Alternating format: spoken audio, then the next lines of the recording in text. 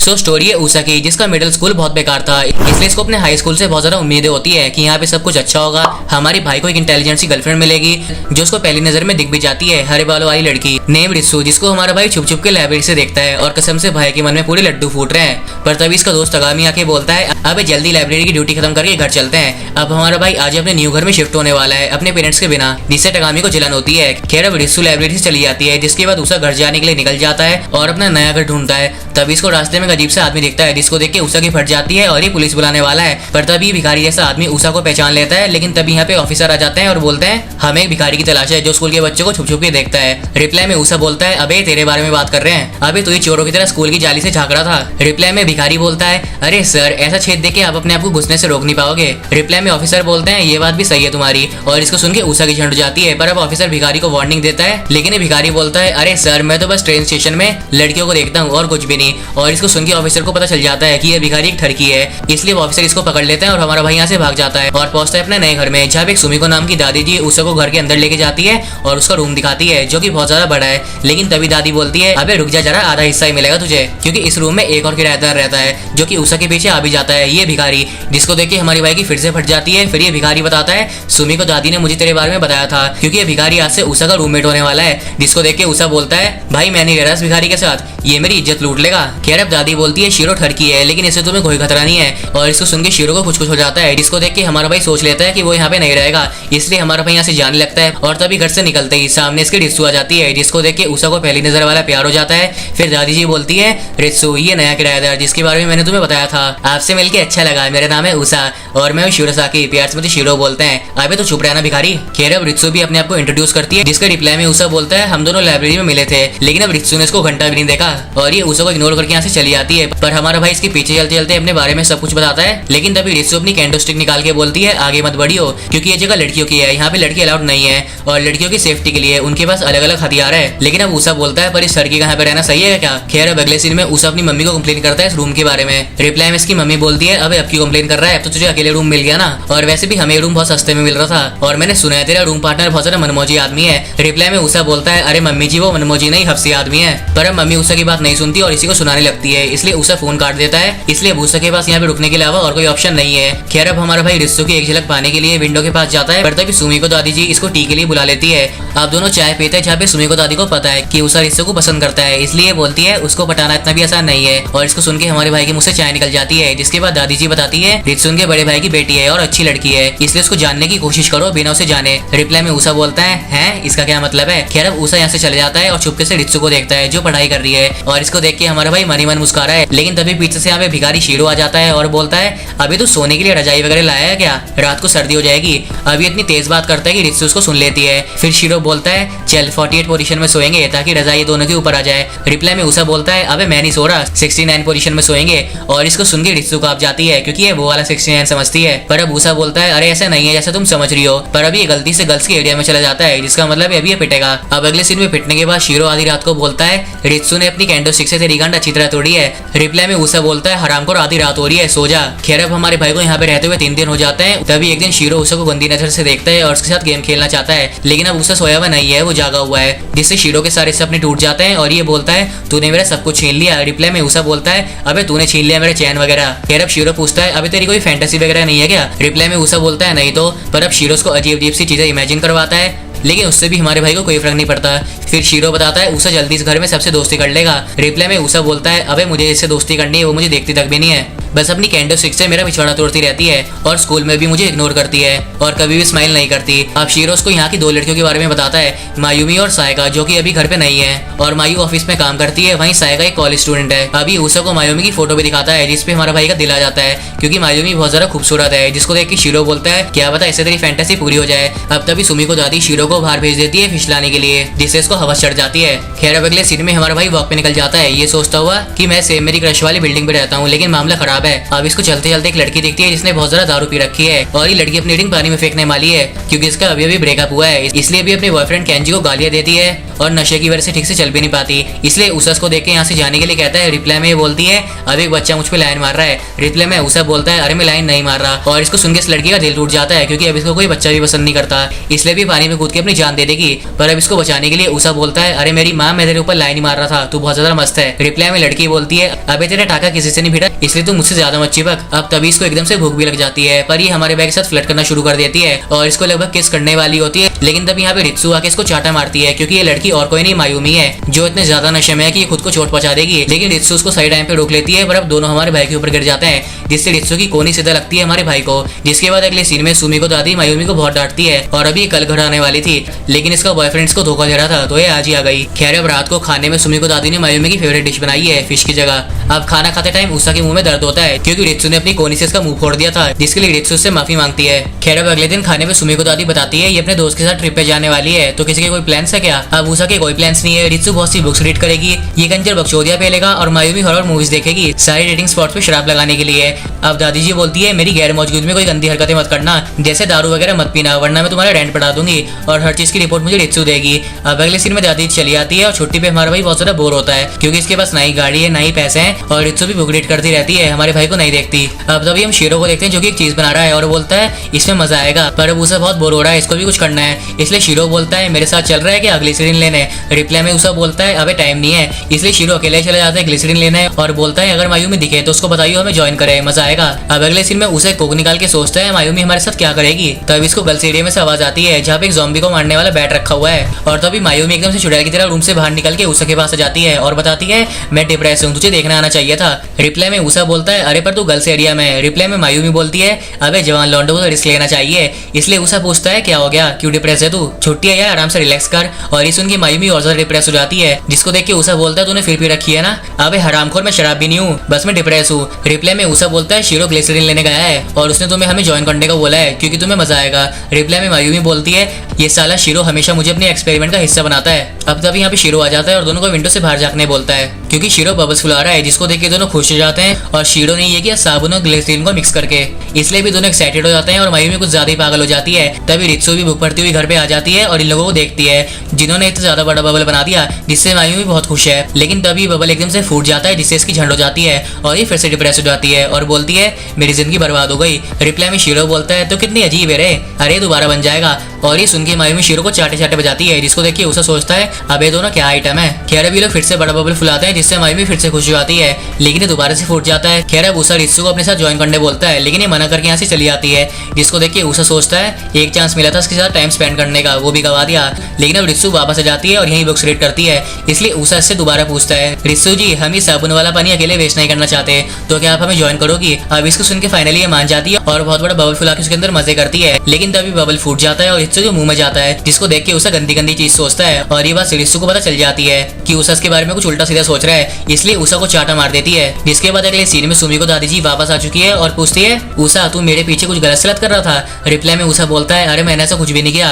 खैर अब अगले दिन हमारा भाई थोड़ा परेशान है कल की वजह से, पर मायूमी को लगता है उषा मायूमी को उसकी चड्डी सुखाते हुए देखना चाहता है, लेकिन ये बोलता है अभी तो मुझे ठरकी समझती है क्या, और तू हमेशा गंदी गंदी बातें करती है। खैर अब उषा अपने कपड़े धोने चले जाता है, तब इसको नीचे किसी की चड्डी देखती है जिसको उठाने जाता है, पर तब यहाँ पे शीरो आके इसको अपने सर पे रख लेता है और बोलता है ये किसका हेयर बैंड है, और ये हेयर बैंड है मायूमी का। खैर अब शीरो के सारे कपड़े धुल चुके हैं, इसलिए लड़कियों की तरह टॉवल लपेट लेता है, हट मीठा कहीं का। खैर अब कपड़े फैलाते वक्त शीरो मायूमी का दिमाग खराब करता है, तभी रित्सु भी यहाँ पे धुलने के लिए पर्दे ले आती है, जिसके बाद इन तीनों को देख के सुमी को दादी बोलती है उषा ने मायूमी और शीरो के साथ अच्छी दोस्ती कर ली है, उसको पता है कि दूसरों के करीब कैसे जाया जाए बिना उन्हें अनकंफर्टेबल फील कराए। खैर अब दादी जी रित्सु से पीछे वाले रूम से पर्दे मंगवाती है उषा के साथ, लेकिन रूम में पहुंचने के बाद दोनों एक दूसरे से बात नहीं करते और एक अजीब सन्नाटा होता है, इसलिए हमारा भाई बात शुरू करता है और पूछता है आपको बुक्स पसंद है क्या। रिप्लाई में रित्सु बोलती है फिर उषा बोलता है मैंने आपको लाइब्रेरी में बहुत बार देखा है, क्या किताबें आपकी दोस्त है। अब इन सबका आंसर रित्सु सिर्फ बोल के देती है, जिससे उषा को लगता है इसने फिर से गड़बड़ कर दी। अब रित्सु यहाँ से चली जाती है, पर उषा सोचता है मैं इससे कैसे बात करूँ, तभी एक हवा का झोंका चलता है जिससे इनको ये सीनरी देखती है,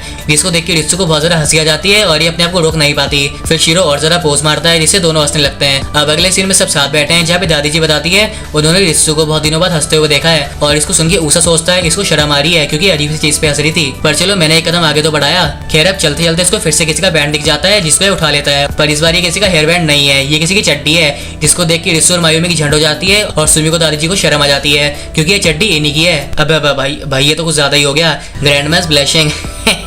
खैर अब कुछ दिन बाद मायूमी ऊसो के ऊपर चढ़ी हुई है क्योंकि उसको हॉरर मूवीज देखनी है, लेकिन हमारे भाई की फटी पड़ी है क्योंकि शेरो उसके ऊपर है और अगर वो हल्का सा नीचे हुआ तो भाई साहब ईंट से ईंट बच जाएगी। अब तब यहाँ पे दादी जी आ जाती है और सिर्फ इनको देखती है, जिसको देख के ऊसा बोलता है अरे वहाँ पे खड़ी मत रहो, मुझे बचाओ इन ठरकियों से। खैर अब मायूमी फिर से डिप्रेस हो चुकी है क्योंकि इसकी कोर वर्कर्स की शादी हो रही है पर इसकी नहीं हो रही, इसलिए दादी जी पूरे घर को हॉन्टेड हाउस में कन्वर्ट कर देती है जिससे इनको हॉरर मूवीज देखने में और ज्यादा फील आएगी। फिर दादी जी रित्सु को भी साथ ले आती है मूवी देखने के लिए, पर रित्सु को हॉरर मूवीज देखने में डर लगता है, इसलिए ये नॉट इंटरेस्टेड का बहाना मार के यहाँ से जाने लगती है। तभी मायूमी बोलती है जो सबसे पहले जाता है वही मरता है, और इसको सुनकर रित्सु की फट जाती है। फिर सभी इसको चिढ़ाने लगते हैं, इसलिए रित्सु मूवी देखने के लिए मान जाती है। अब अगले सीन में मूवी देखते वक्त मायूमी बोलती है मुझे हॉरर मूवी देखना बहुत ज्यादा पसंद है क्योंकि इसमें सबसे पहले प्यार करने वाले मरते हैं। खैर रित्सु की बहुत ज्यादा फटी पड़ी है, लेकिन ऊसा को इसके एक्सप्रेशन बहुत ज्यादा क्यूट लग रहे हैं। खैर मूवी में कोई भी स्कैरी सीन नहीं आता, इसलिए ऊसा रित्सु को टीवी देखने बोलता है, पर जैसे ये टीवी देखती है तभी अब रित्सु और ज्यादा डर जाती है जिसको देख के ऊसा पिघल जाता है। फिर मूवी खत्म होने के बाद रित्सु बताती है उसको बाथरूम लगी है, इसलिए मायूमी इसके साथ बाथरूम तक जाएगी, पर अब रित्सु को पूरे रास्ते पर डर ही लगता है कि तभी अचानक कोई इनको सामने से डरा देता है और दोनों की चीख निकल जाती है, जिसको सुन के ऊसा और शिरो यहाँ पे आ जाते हैं और क्या देखते हैं जिसने डराया था ना वो और कोई नहीं सायका है जो यहाँ की फाइनल किराएदार है और इसको मायूमी की संतरे बहुत ज्यादा पसंद है। अब अगले सीन में सायका ऊसा से मिलती है और सबको डराने के लिए माफी मांगती है और सायका की क्यूटनेस देख के ऊसा सोचता है ये तो नॉर्मल लड़की है, जिससे ऊसा को शर्म आ जाती है। पर तभी मायूमी बोलती है अब इसको देख के लाल मत टपका, इसके चेहरे पे मत जाइए, बहुत ज्यादा हरामी लड़की है और सबसे ज्यादा मेरी इससे क्लस्ती है। अब अगले दिन ऊसा रित्सु को अपने साथ घर चलने बोलता है, लेकिन ये जवाब नहीं देती, जिससे हमारा भाई सैड हो जाता है और सोचता है कि ये दोनों करीब आ रहे हैं फिर दूरियां बढ़ रही है। तभी टगामी ऊसा से पूछता है तूने इसको बताया कि तू उसको पसंद करता है? रिप्लाई में ऊसा बोलता है अबे चुप करिए सुन लेगी। रिप्लाई में टगामी बोलता है रित्सु को सिर्फ अपनी बुक्स पसंद है। अब दोनों घर के लिए निकल जाते हैं, जिसके बाद घर पहुंचने के बाद ऊसा देखता है कि इसका एक पार्सल आया है जिसके लिए बहुत टाइम से सेविंग कर रहा था, और एक साइकिल होती है जिसपे ऊसा इवनिंग में राइड करने जाएगा अपनी गर्लफ्रेंड के साथ, लेकिन उससे पहले इस पे मायूमी और शीरो बैठ जाते हैं, जिसको देख के ऊसा बोलता है हराम खोरो, मैं तो बैठा नहीं, तुम दोनों बैठ गए। रिप्लाई में मायूमी बोलती है तू कभी किसी के साथ साइकिल पे नहीं बैठा? मैं तो स्कूल में अपने टाइम पे बहुत बैठी थी। इतने कह के मायूमी डिप्रेस हो जाती है क्योंकि तब इसके पास दोस्त हुआ करते थे पर अब नहीं है। खैर यहाँ पे साइकिल रित्सु भी आ जाते हैं, जहाँ पे साइकिल ऊसा के दिल की बात कहती है रित्सु तू पैदल स्कूल जाती है ना, आपसे ऊसा के साथ जाया करियो।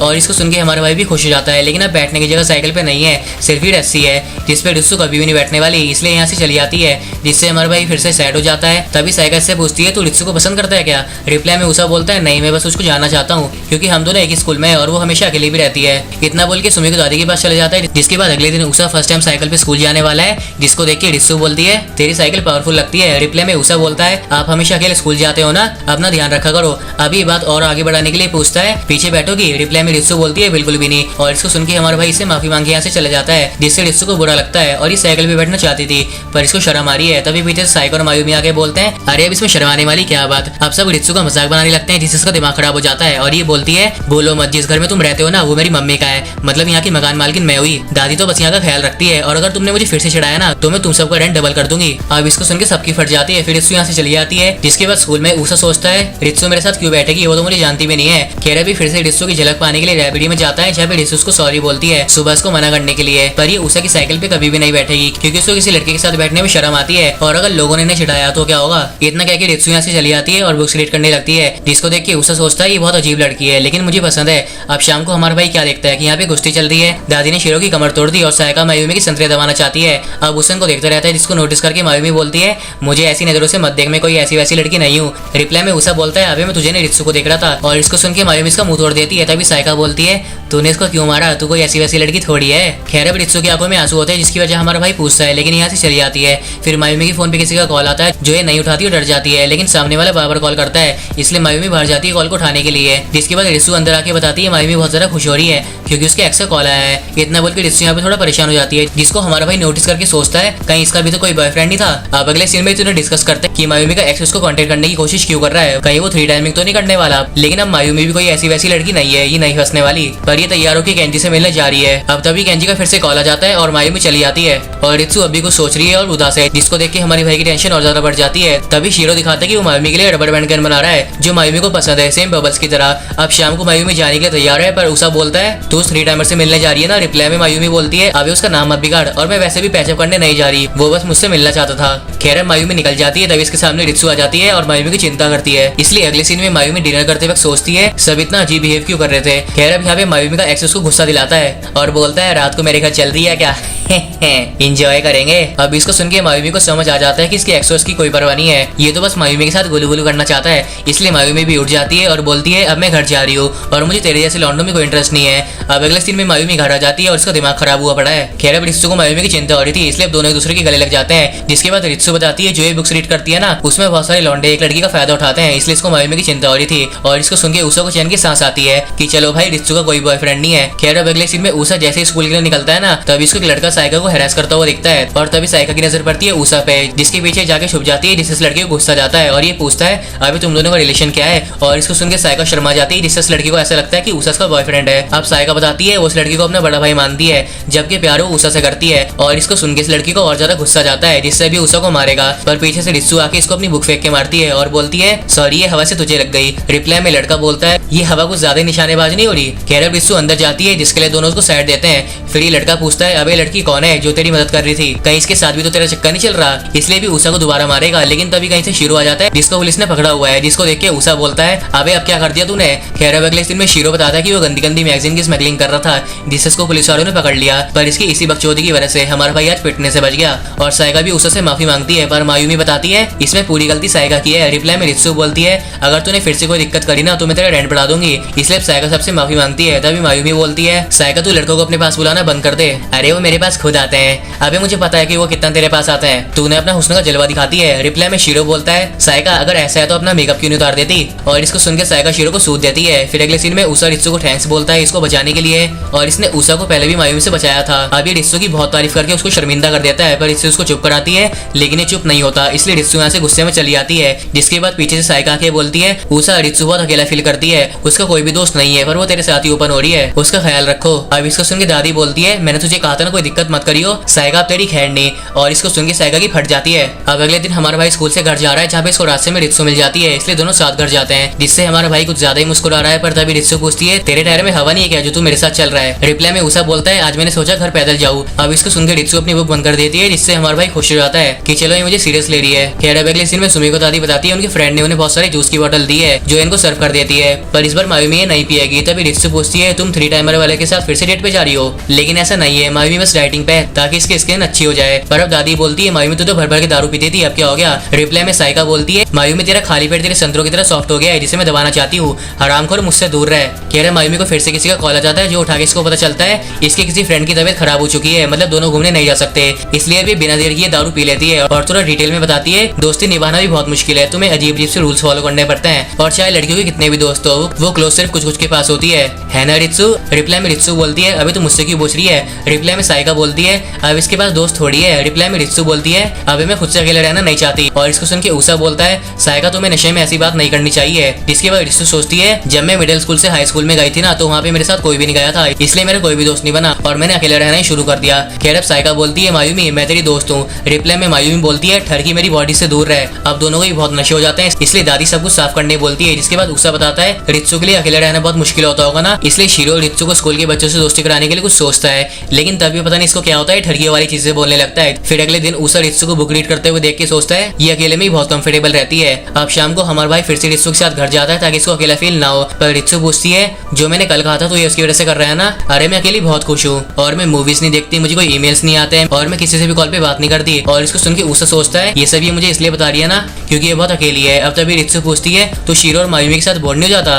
रिप्लाई में उषा बोलता है अरे नहीं मैं बस नॉर्मल बनने का ट्राई कर रहा हूँ। रिप्लाई में रित्सु बोलती है वाओ, और इसको सुन के हमारे भाई को ऐसा लगता है कि रित्सु ने इसको कॉम्प्लीमेंट दिया, लेकिन ये अंदर अंदर सोचती है ये नॉर्मल बनने की ट्राई कर रहा है, मतलब ये नॉर्मल नहीं है, ये बहुत ज्यादा अजीब है। लेकिन भाई उषा को तो कुछ अलग ही लग रहा है कि रित्सु उसकी चिंता करती है, इसलिए खुशी की मारे झूमने लगता है। इसके बाद घर पहुंच के दादी जी इनका वेलकम करती है, जहाँ पे हमारा भाई बहुत खुश है, पर रित्सु का दिमाग खराब हो चुका है क्योंकि अब वो उषा को और ज्यादा क्रैक समझती है। फिर अगले दिन से उषा रित्सु का और ज्यादा दिमाग खराब करना शुरू करता है और हमेशा उसके पीछे पीछे घूमता है, जिससे रित्सु बहुत ज्यादा इरिटेट हो रही है, पर ये रित्सु का पीछा नहीं छोड़ता। फिर एक दिन रित्सु स्कूल से बाहर नहीं निकलती, इसलिए हमारा भाई बुक स्टोर चेक करने चला जाता है, जहाँ पे जाने के बाद इसको रित्सु दिख दिख जाती है एक न्यू बुक खरीदती हुई। पर तभी पीछे से दो लड़कियां रित्सु को पहचान लेते हैं, जिसको देख के उषा सोचता है ये दोनों रित्सु के दोस्त होंगे। अब दोनों लड़कियां रित्सु को थप्पा करके डरा देती है। खैर अब ये दोनों रित्सु के मिडिल स्कूल वाली दोस्त है और इन दोनों को रित्सु की चिंता हो रही थी क्योंकि मिडिल स्कूल से हाई स्कूल में कोई भी नहीं गया, इसलिए इनकी रित्सु हमेशा अकेली रहती होगी। अब रित्सु भी इन दोनों से काफी बात करती है, जिसको देख के उषा सोचता है रित्सु अपने दोस्तों के साथ एंजॉय कर रही है। जिसके बाद ये तीनों अपने नंबर एक्सचेंज करके यहाँ से चले जाते हैं। पर तभी रित्सु की नजर हमारे भाई पे पड़ जाती है, जिससे डर जाती है और यहाँ से भाग जाती है। पर उषा भी इसका पीछा करता है लेकिन रित्सु से बात नहीं करती। तभी उषा बोलता है रित्सु तेरे पास तो अच्छे दोस्त है जो तेरी चिंता करते हैं। रिप्लाई में रित्सु बोलती है अबे तू मेरे बारे में चिंता करना बंद कर दे। अब इसको सुन के हमारे भाई की बोलती बंद हो जाती है। फिर रित्सु भी इससे माफी मांग के यहाँ से चली जाती है। अब अगले सीन में हमारा भाई सैड होकर ये सोचता है कि रित्सु के पास जाने से उसको अच्छा नहीं और बुरा लगता है। अब उषा के मुंह पे 12 बजे हुए देख मायूमी इसका मजाक बना के बताती है साइका की बातों को सीरियसली नहीं लेना चाहिए, जैसे रित्सु बहुत अकेली है उसका ख्याल रखो। कई बार सामने वाला ऐसी चीजों से फ्रस्ट्रेट भी हो जाता है। लेकिन मायूमी इसकी दिक्कत सॉल्व करने की वजह इसका और दिमाग खराब करती है, जिसको सुन के उषा बोलता है साइका और तू दोनों एक जैसे हैं। अब अगले दिन शीरो न्यूज़पेपर पढ़ता हुआ आता है और इसको गार्डन में रित्सु दिख जाती है अकेली बैठी हुई, जिसको देख के पूछता है क्या हुआ, उषा और तेरे बीच कुछ हुआ है क्या। रिप्लाई में बताती है लोग अपने फोन नंबर भले ही एक्सचेंज करते होंगे लेकिन वो कभी बात नहीं करते और इसको अकेला रहना पसंद है। लेकिन जब लोग इसको बोलते हैं ना तू अकेली रहती है तो वो इसको अच्छा नहीं लगता। और इसको सुनकर शीरो को रियल एडवाइस देता है कि तुझे औरों के लिए खुद को बदलने की जरूरत नहीं है। सबको अपनी अपनी उम्र में अपने अंदर कोई खोट लगता है, लेकिन टाइम के साथ तुम अपने आप को एक्सेप्ट करना सीख जाओगे। अब इस पूरी कन्वर्सेशन को हमारा भाई सुन लेता है, जिसको समझ आ जाता है कि रित्सु को कोई ऐसा चाहिए जो उसको एज इट इज एक्सेप्ट करे। इसलिए अगले दिन स्कूल से घर आते वक्त उषा रित्सु से ज्यादा बात नहीं करता। लेकिन रोड क्रॉस करते वक्त सिग्नल ग्रीन हो जाता है पर रित्सु नोटिस नहीं करती, इसलिए उषा वापस इसके पास चले जाता है। पर अब सिग्नल भी 3-4 बार चेंज होता है लेकिन रित्सु को कोई घंटा फर्क नहीं पड़ता, ये अपनी बुक में व्यस्त है। इसलिए उषा फ्रस्ट्रेट होकर इसको अपनी मौजूदगी फील कराता है कि भाई मैं भी यहाँ पे हूँ, जिसको देख के रित्सु अपनी बुक बंद करने वाली होती है लेकिन उषा उसको रोक के बताता है बहन जी प्लीज आप बंद मत करो, आप बुक पढ़ते रहो। कह रहा पूरे रास्ते इनकी ज्यादा कुछ बात नहीं होती और यही तो रित्सु को चाहिए कि कोई उसके साथ रहे बिना उससे बात किए। और ये रित्सु को भी अच्छा लगता है, जिससे हमारे भाई को शर्म आ जाती है। जिसके बाद उषा रित्सु को एक रेनबो दिखाता है, जिसके लिए रित्सु उसको थैंक्स बोलती है। अब देखो हमेशा किसी की मदद करना उनसे बात करना ही नहीं होता, उसके साथ रहो। और अगर वो बहुत ज्यादा शांत इंसान है तो उसको बेवजह लोगों से घुलने मिलने के लिए फोर्स मत किया करो यार, इंट्रोवर्ट ऐसे ही होते हैं, तुम उनको चेंज थोड़ी कर सकते हो। खैर अब अगले दिन से उषा रित्सु के साथ घर जाना शुरू कर देता है बिना से बात किए, जिससे रित्सु को भी कोई दिक्कत नहीं होती। पर अब घर पहुंच के इसको क्या दिखता है कि साइका मायूमी के ऊपर चढ़ी हुई है उसकी इज्जत लूटने के लिए और पूरे मूड में है। लेकिन अब इन सब चीज की उषा को आदत पड़ गई है। पर रित्सु साइका को हटने बोलती है लेकिन ये नहीं हटेगी, बल्कि इन दोनों ने दिन भर दारू पी थी। पर मायूमी बताती है मैंने ऐसा कुछ नहीं किया, जब मैं ऑफिस से घर आई थी ना तब मैंने साइका को देखा था जो कि मेरा शिकार करने के लिए पहले से वहाँ पे बैठी हुई थी।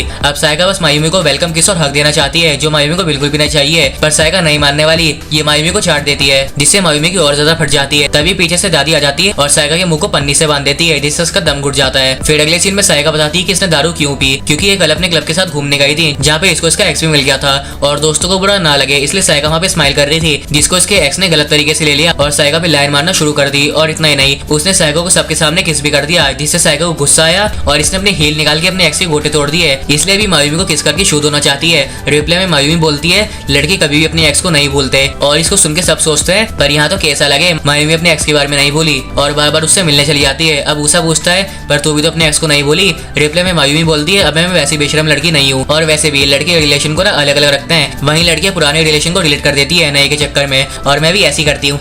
खैर अब साइका बोलती है पर मायूमी जिन भी लड़कों को तूने डेट किया है ना वो सब सुअर थे। और ये सुन के मायूमी की गंदी वाली झंड हो जाती है। इसलिए साइका सॉल्यूशन बताती है कि जब भी तुम बहुत सारे लड़कों को डेट करो तो उन्हें अलग अलग रख के एनालाइज करो कि कौन वायरस है, ताकि तुम उनका एंटीवायरस बना सको। और अगर तुम पहले वाले रिलेशन को डिलीट कर दोगे ना तो हमेशा बार बार वही गलती करते रहोगे। तुम्हें पहले वाले की गलती नोटिस करनी चाहिए जो मायूमी नहीं करती और उस पे गुस्सा निकालती है। अब साइका रित्सु का भी मजाक बनाती है कि इसको रिलेशन के बारे में कुछ नहीं पता क्योंकि ये पूरे दिन भर बुक्स रीड करती रहती है। और इसको सुनकर रित्सु बहुत ज्यादा शर्मिंदा हो जाती है, जिसके बाद शीरो बोलता है अरे मेरे बारे में भी कुछ बताओ। रिप्लाई में साइका बोलती है तू चुप कर गंजर। खैर अब साइका रित्सु को परेशान करने के लिए उसको किस करने वाली होती है लेकिन बीच में उषा के इसको रोक लेता है। पर अब रित्सु के लिप्स उषा को टच हो जाते हैं, मतलब रित्सु की पहले की उषा के साथ हो गई, इसलिए ये दोनों शर्मा जाते हैं और रित्सु यहाँ से भाग जाती है। तभी दादी जी बोलती है साइका तू रुक, तेरा एंटीवायरस मैं बनाती हूँ। अब इधर उषा की बात करने से पहले रित्सु गर्ल्स एरिया में चली आती है, इसलिए रित्सु की किस वाली जगह पे किस करने वाला होता है। लेकिन तभी पीछे से दादी आके उषा को एक एडवाइस देती है कि रित्सु को अकेले रहना पसंद है पर वो अकेला भी रहना नहीं चाहती है। अबे भाई इसका क्या मतलब है?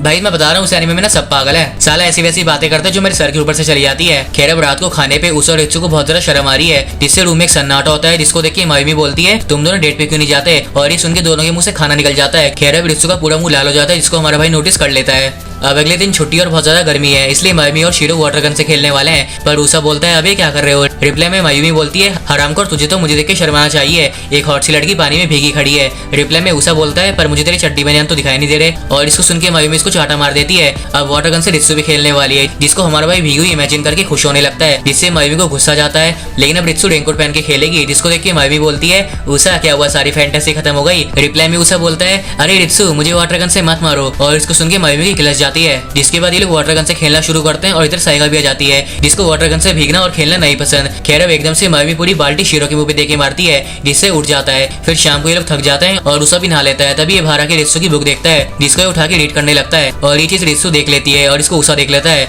अब रित्सु पूछती है तू बुक्स रीड नहीं करता? रिप्लाई में उषा बोलता है हाँ, पर मैंने सोचा कि एक पढ़ लूं, क्योंकि आज इसको पढ़ के तू बहुत ज्यादा जोश में लग रही थी। अब इसको सुनकर रित्सु को शर्म आ जाती है। फिर उषा बताता है ये इसलिए बुक रीड नहीं करता क्योंकि कई बार वो बोरिंग होती है और कई बार डिप्रेसिंग होती है, लेकिन इसने सोचा एक बुक को ट्राई देता हूँ। अब हमारा भाई बुक वापस कर देता है, लेकिन रित्सु उसको नहीं लेती क्योंकि इसने पहले ये बुक कंप्लीट कर दी है, इसलिए उषा को दे देती है पढ़ने के लिए। लेकिन अब उषा को ऐसा लगता है कि रित्सु गुस्सा हो गई, लेकिन इस रूम से बहुत ज्यादा खुश होकर बाहर निकलती है। अब अगले दिन उषा बुक पढ़ के हंस रहा है, तभी रित्सु आके पूछती है कहाँ तक पहुंचा? रिप्लाई में उषा बोलता है अभी सिर्फ चैप्टर 4 पे पहुंचा हूँ। अब तभी एकदम से मायूमी इसको लात मार के उड़ा देती है और बोलती है वो गलती से मेरा पैर फिसल गया, और इसको सुन के दोनों में बहस हो जाती है। जब ये मायूमी पूरे टाइम उषा की बेइज्जती करती रहती है, पर रित्सु यहाँ से नहीं जाती और उषा को देखती रहती है, जो इन दोनों को भी अजीब लगता है क्योंकि अक्सर रित्सु बोर होकर यहाँ से चली जाती है। खैर अब रित्सु यहाँ से चली भी जाती है, जिसको देख के मायूमी को बहुत मजा आता है क्योंकि इसके ब्रेकअप होने की वजह से इसका दिमाग खराब हो गया है, ये किसी दो कपल को साथ में देख ही नहीं सकती। खैर अब रात को सब बोर हो रहे हैं, इसलिए दादी जी रित्सु को उसकी बुक्स के बारे में कुछ बताने बोलती है। रिप्लाई में रित्सु बोलती है लेकिन आज यहाँ पे शीरो बैठा हुआ है, जिसको घंटा भी कुछ समझ नहीं आएगा। रिप्लाई में शीरो बोलता है इसने मेरी बेइज्जती कितनी आराम से कर दी, वैसे तो एक स्टोरी सुना सकती है। रिप्लाई में रित्सु बोलती है मैं इसमें बहुत गंदी हूँ, इसलिए दादी जी शीरो को स्टोरी सुनाने बोलती है क्योंकि ये नॉवेल्स लिखता था, इसलिए दादी जी बोलती है चलो अब सब एक एक स्टोरी सुनाएंगे। और सबसे पहले साइका की बारी। बहुत टाइम पहले एक लड़की थी जो कि मर गई, और इसको सुन के दोनों बोलते हैं अरे प्यारी वाली स्टोरी सुनानी है, इसलिए दादी मायूमी को बोलती है, लेकिन स्टोरी नहीं सुनाती बल्कि इन दोनों की बेइज्जती मारती है। इसलिए शीरो बोलता है अरे बुड्ढी बुढ़ियों वाली स्टोरी सुनाओ ना। रिप्लाई में मायूमी बोलती है बहुत टाइम पहले एक दादा और दादी जी थे, जब ये दादाजी नदी के अंदर अपनी दाढ़ी बना रहे थे, जिनकी रेजर को दादी जी पावर दे रही थी। फिर दादी जी ने दादाजी का टकला सर धोना शुरू कर दिया। अब आगे की स्टोरी साइका कंटिन्यू करती है कि दादी जी दादा की शैम्पू लगा रही थी और तभी एकदम से नदी में शीरो जैसा दानव आ गया, जिनकी नजर दादाजी पे थी। और फिर से आगे की स्टोरी रित्सु कंटिन्यू करती है, जैसे दानव शीरो ने दादी और दादाजी पे हमला नहीं किया बल्कि वो नदी के साथ बह गया। अब ये लोग स्टोरी में कुछ ऐड करते हैं, लेकिन तभी मायूमी और साइका स्टोरी में उषा की एंट्री करवा के उसकी बैंड बजा देते हैं, और इतनी ज्यादा भयानक स्टोरी सुनने के बाद उषा का दिमाग खराब हो जाता है। खैर पिछली रात को उषा रात भर बुक रीड कर रहा था, इसलिए शीरो को आज जल्दी सोने बोलता है, लेकिन ऐसा नहीं कर सकता क्योंकि बुक बहुत ज्यादा फनी है, जिससे रित्सु को भी शर्म आ जाती है। फिर दोनों अपनी बुक के फेवरेट सीन्स के बारे में डिस्कस करने लगते हैं, जो देख के दोनों बर्दाश्त नहीं कर पाते। पर तभी दादी जी आके इनको पीछे से पकड़ लेती है क्योंकि अब धीरे धीरे तो रित्सु और उषा करीब आ रहे हैं। खैर अभी दोनों बुक के बारे में और डिस्कस करते हैं, जहाँ भी कुछ पार्ट्स में दोनों की ओपिनियन डिफरेंट होते हैं, पर रित्सु को ये देख के बहुत खुशी हो रही है कि चलो कोई इसको इसके जैसा मिल गया। खैर अब अगले दिन स्कूल से आते वक्त उषा को याद आता है कि इसकी मम्मी ने इसको इस मंथ का रेंट भेजा ही नहीं, पर रित्सु बोलती है इट्स ओके, मायूमी और साइका तो हमेशा लेट होते हैं पर शीरो हमेशा टाइम पे रेंट देता है। और इसको सुन के हमारा भाई सोचता है कि शीरो की इनकम कहाँ से आती होगी। तभी शीरो इनको अपने बगल वाले टेम्पू में बैम्बू बेचता हुआ दिख जाता है, जिसके बाद शाम को शीरो बताता है कि वो दादी के फ्रेंड की हेल्प कर रहा था बैम्बू बेचने में, इसलिए उन्होंने बदले में कुछ बैम्बू इसे भी दे दिए। जिसको सुन के मायूमी बोलती है अब इतने बम्बू को क्या करेगा। रिप्लाई में साइका बोलती है शायद ही बम्बू का पेड़ लगाएगा जिससे हम एक हॉट बॉयफ्रेंड के लिए विश मांग सकेंगे। और इसको सुन के दोनों यहाँ से भाग जाते हैं। पर अब शीरो बताता है कि उन बैम्बू से बच्चों के लिए गेम बनाने वाला है, लेकिन उषा बोलता है अबे तुझे फिर से पुलिस ना पकड़ ले। रिप्लाई में शीरो बोलता है अबे मैं बच्चों में नहीं उनकी मम्मियों में इंटरेस्टेड हूँ। खैर अब तभी दादी जी आके बताती है कि शीरो के लिए पुलिस का कॉल आया है, और इसको सुन के शीरो की फट जाती है और मायूमी बोलती है शायद इसको फिर से अरेस्ट कर लिया होगा, लेकिन अब ऐसा नहीं है। कुछ दिन पहले शीरो को एक पर्स मिला था जो उसने पुलिस स्टेशन में दे दिया था, और अब पुलिस वालों को उस पर्स का ओनर मिल चुका है जो एक छोटी सी लड़की है, इसलिए वो कल शीरो को थैंक्स बोलने आएगी। जिसके बाद अगले दिन वो लड़की आ जाती है शीरो को थैंक्स बोलने के लिए, और इस लड़की का नाम है चिनात्सु, जिसकी मम्मी शीरो को पर्स ढूंढने के लिए इसको इनाम दे रही है। और बाहर से ये लोग देख के समझ जाता है कि आंटी जी को यहाँ पे बिल्कुल भी ठीक नहीं लग रहा, क्योंकि उनके सामने शीरो जैसा ठरकी बैठा हुआ है, जिसको आंटी जी अपनी बेटी के पास कभी भी नहीं रहना देना चाहती। पर अब साइका बोलती है अबे इस वक्त आंटी जी की बेटी नहीं खुद आंटी जी खतरे में, क्योंकि ये ठरकी इंसान इन पे गंदी नजर डाल रहा है, जिससे आंटी जी की फटी पड़ी है। खैर अब दादी जी इनको पुडिंग खाने बोलती है, लेकिन आंटी यहाँ से जल्दी जाना चाहती है। पर तभी चिनात्सु बोलती है मम्मी जी आप घर चले जाओ, मैं तो यहीं रहूंगी, इसलिए इनको पुडिंग खाने के लिए रुकना ही पड़ता है। और शीरो अपना काम करता है, जिसको देख के चिनात्सु पूछती है आप क्या बना रहे हो। रिप्लाई में शीरो बोलता है मैं गेम बना रहा हूँ। रिप्लाई में चिनात्सु बोलती है पर गेम तो बच्चों के लिए होता है। रिप्लाई में शीरो बताता है ऐसा नहीं है, गेम तो सबके लिए होता है, चाहे बच्चे हो या बड़े। खैर अब चिनात्सु पूरे दिन भर शीरो को देखती रहती है, पर उसका गेम शाम तक भी कंप्लीट नहीं होता, इसलिए अपनी मम्मी के साथ यहाँ से चली आती है, जिसको देख के उषा बोलता है ये बहुत क्यूट है ना। रिप्लाई में शीरो बोलता है और ये बड़े होकर एक नंबर की माल बनेगी। खैर अब शीरो को ऐसे लगता है कि चिनात्सु कल नहीं आएगी, लेकिन ये कल्विन के घर पे पहुंच जाती है शीरो का गेम देखने, जो अब तक पूरा नहीं हुआ है। जिसको देख के चिनात्सु बोलती है, अरे आप कुछ काम धंधा तो करते नहीं होते, गेम अब तक कंप्लीट क्यों नहीं हुआ। खैर अब चिनात्सु शीरो की मदद करेगी, वरना इसका गेम तो कभी भी कंप्लीट नहीं होगा। अब अगले सीन में कुछ दिन गुजर जाते हैं, लेकिन चिनात्सु शीरो की मदद करने के लिए आती रहती है, जिससे शीरो का गेम भी टाइम के साथ पूरा होता रहता है। जिसको देख के ये लोग सोचते हैं शीरो पक्का ही कुछ ढिंचक सा बनाएगा, पर अब इन लोगों को शीरो और चिनात्सु का रिलेशन कुछ अजीब लग रहा है। तभी उसा बोलता है ये लड़की इसको अपने बड़े भाई की तरह देखती है, पर अभी सब गलत साबित हो जाता है जब चिनात्सु शीरो को प्रपोज कर देती है, जो देख के इन लोगों को यकीन ही नहीं होता। फिर शीरो बोलता है तो ये बात मुझे 9 साल बाद दोबारा बोली हो। इतना बोल के शीरो यहाँ से चले जाता है, पर ये लड़की नाराज हो जाती है, इसलिए मायूमी इस लड़की को समझाएगी, जहाँ पे बताती है शीरो पागल है और अजीब है, शीरो से अच्छा तो उसके साथ डेट पे चले जा, वो बड़ा भी है और उसकी लुल्ली भी। हरामखोर मायूमी क्या कह रही है। खैर अभी लड़की शीरो के अलावा और किसी को पसंद नहीं करती, जिसको देख के मायूमी का दिमाग खराब हो जाता है, इसलिए झूठ बोल देती है कि शीरो उसका बॉयफ्रेंड है। पर ये लड़की बोलती है पर आंटी आपको तो अपनी उम्र का कोई ढूंढना चाहिए, और ये सुन के मायूमी का पारा हाई हो जाता है, जिसको देख के साइका को बहुत हंसी आती है। फिर मायूमी इस लड़की को बहुत सुनाती है और उसको रुला देती है, जिससे यहाँ से भाग जाती है। जिसको देख के सब बोलते हैं आंटी तूने एक बच्चे को रुला दिया, और ये सुन के मायूमी रोने लगती है। खैर अब रात को दादी और शीरो आपस में बात करते हैं कि चिनात्सु जल्दी क्यों चली गई थी। तभी साइका बोलती है इस रूम में कोई ऐसा है जिसने छोटी सी बच्ची को रुला दिया था। रिप्लाई में मायूमी बोलती है ये रहा वो, गौर से देखे इस आदमी को। लेकिन अब सबको पता चल जाता है कि मायूमी ने चिनात्सु को रुलाया है, लेकिन ये तो बस उसका भलाचारी थी, पर इसको क्या पता था कि बच्चे का प्यार तो बहुत ज्यादा सच्चा है। अब यहाँ पे साइका मायूमी का और मूड खराब करती है। फिर शीरो से माफी मांगता है क्योंकि उसको 18 साल से बड़ी उम्र की लड़की पसंद है। खैर अब आज रात ये लोग सो जाते हैं, ये सोच के कि कल चिनात्सु वापस आ जाएगी, लेकिन शाम हो जाती है, ये दोनों स्कूल से घर आ जाते हैं, पर चिनात्सु अब भी नहीं आती, इसलिए उसे को ऐसा लगता है शीरो के रिजेक्ट होने की वजह से उसका दिल टूट गया है। रिप्लाई में रित्सु बोलती है मायूमी ने सही कहा था, तू बेटर चॉइस है, और इसको सुन के उषा लाल हो जाता है, पर रित्सु क्लियर करती हुई बोलती है अरे मैं अपने लिए नहीं उस छोटी सी बच्चे के लिए कह रही थी। अब तभी उषा को चिनात्सु दिख जाती है जो शायद अपने दोस्तों का वेट कर रही है, पर ये छोटी छोटी लड़कियां उसको देख के यहाँ से भाग जाते हैं, जिसको देख के उषा बोलता है अब इन छोटी सी लड़कियों ने तो चिनात्सु को इग्नोर कर दिया। तभी चिनात्सु की मम्मी इनके घर पे चिनात्सु के बारे में पूछने आती है, क्योंकि वो अब तक स्कूल से घर नहीं पहुंची और रात भी होने वाली है, इसलिए सब लोग हर जगह चिनात्सु के बारे में पूछते हैं, लेकिन उनको कहीं नहीं मिलती, इसलिए उषा साइकिल पे उसको ढूंढने जाएगा, पर तभी इसको झाड़ियों में से आवाज आती है क्योंकि उनको चिनात्सु यहाँ पे मिलती है। जिसके बाद दादी जी चिनात्सु की मम्मी को कॉल कर देती है। फिर मायूमी यहाँ पे अपनी गलती सुधारते हुए बोलती है दोस्ती बहुत अजीब है ना, और वैसे भी तुम्हें दोस्तों की जरूरत नहीं है, और इसको सुन के चिनात्सु को कुछ समझ नहीं आता, इसलिए मायूमी रित्सु को एग्जाम्पल देके बताती है कि ये देखो इससे ज्यादा अकेला इंसान यहाँ पे कोई नहीं होगा, ये एक नंबर की पागल है। रिप्लाई में रित्सु बोलती है तेरा डैंड ट्रिपल हो गया। खैर अब चिनात्सु बताती है कि वो स्कूल से क्यों भागी थी, क्योंकि इसने अपने दोस्तों के साथ लड़ाई कर दी थी, क्योंकि इसको अपने स्कूल लेसन में दिक्कत हो रही थी, जिससे इसका मूड खराब हो रखा था, और तभी कुछ लड़कियां एनिमे को लेके बात करने लगे थे, जिनको चिनात्सु ने डांट दिया और कलेश हो गया, और ये बताती है इसको एनिमे बिल्कुल भी पसंद नहीं है, ये खुद एनिमे कैरेक्टर होके एनिमे पसंद नहीं करती, कमाल है यार। खैर अब चिनात्सु को बुरा लग रहा है अपने दोस्तों के लिए, लेकिन मायूमी इसको एक आइडिया देती है कि उनको कैंडी देके सॉरी बोल दे। रिप्लाई में चिनात्सु बोलती है अबे हम बच्चे नहीं है, जब भी मैं क्लास में जा रही हूँ ना तब कोई भी मुझसे बात नहीं कर रहा और सब मुझसे दूर हो जाते हैं, जिससे उदास होकर रोने लगती है। पर अब दादी जिसको पुडिंग खिलाती है इसका मूड अच्छा करने के लिए, जिसके बाद शीरो भी अपनी पुडिंग दे देता है। फिर ये लोग चिनात्सु को चीयर अप करने के लिए बोलते हैं कि तू तो बहुत स्ट्रॉन्ग बच्ची है, तुझे अपने दोस्तों से दोबारा बात करनी चाहिए, और शीरो का गेम भी अगले हफ्ते तक बन जाएगा, जिसमें चिनात्सु अपने दोस्तों को ला सकती है। अब रात को चिनात्सु यहाँ से चली आती है, जिसके बाद ये अगले दिन फिर से पुडिंग खाने आ जाती है, जिसको देख के सब लोग सोचते हैं कि बात नहीं बनी, पर ऐसा नहीं है, चिनात्सु अपने दोस्तों को भी लेके आ गई, इसलिए शीरो सबके साथ गेम खेलता है। अब यार देखो मुझे नहीं पता इसको क्या बोलते हैं, पर इसके जैसे ही मैंने गेम खेला था जिसको पिनबॉल बोलते हैं, भाई साहब सड़े से सड़े फोन में भी चल जाता था वो। खैर अब इस गेम में पानी से नूडल आते हैं, जो तुम्हें पता ही होगा ये जापान में बहुत ज्यादा फेमस है। अब तभी दादी जी पूरा कटोरा भर के पुडिंग भी ले आती है जो सब मिलके खाते हैं, जिसके बाद चिनात्सु अपने दोस्तों के साथ बिजी हो जाती है और ऐसे ही सब कुछ नॉर्मल हो जाता है। खैर अब अगले दिन इनको अपने पड़ोसी के यहाँ से एक लेटर आता है कि आसपास एक अजीब सा आदमी घूम रहा है जो अपनी पैंट उतार के लोगों के सामने आ जाता है। फिर साइका बताती है इसका सामना भी एक अजीब से आदमी से हुआ था जिसने साइका के ऊपर हाथ डालने की कोशिश की थी, पर अब सबके सब शीरो को चिढ़ाते हैं क्योंकि ये लोग सोचते हैं वो अजीब सा आदमी शीरो होगा,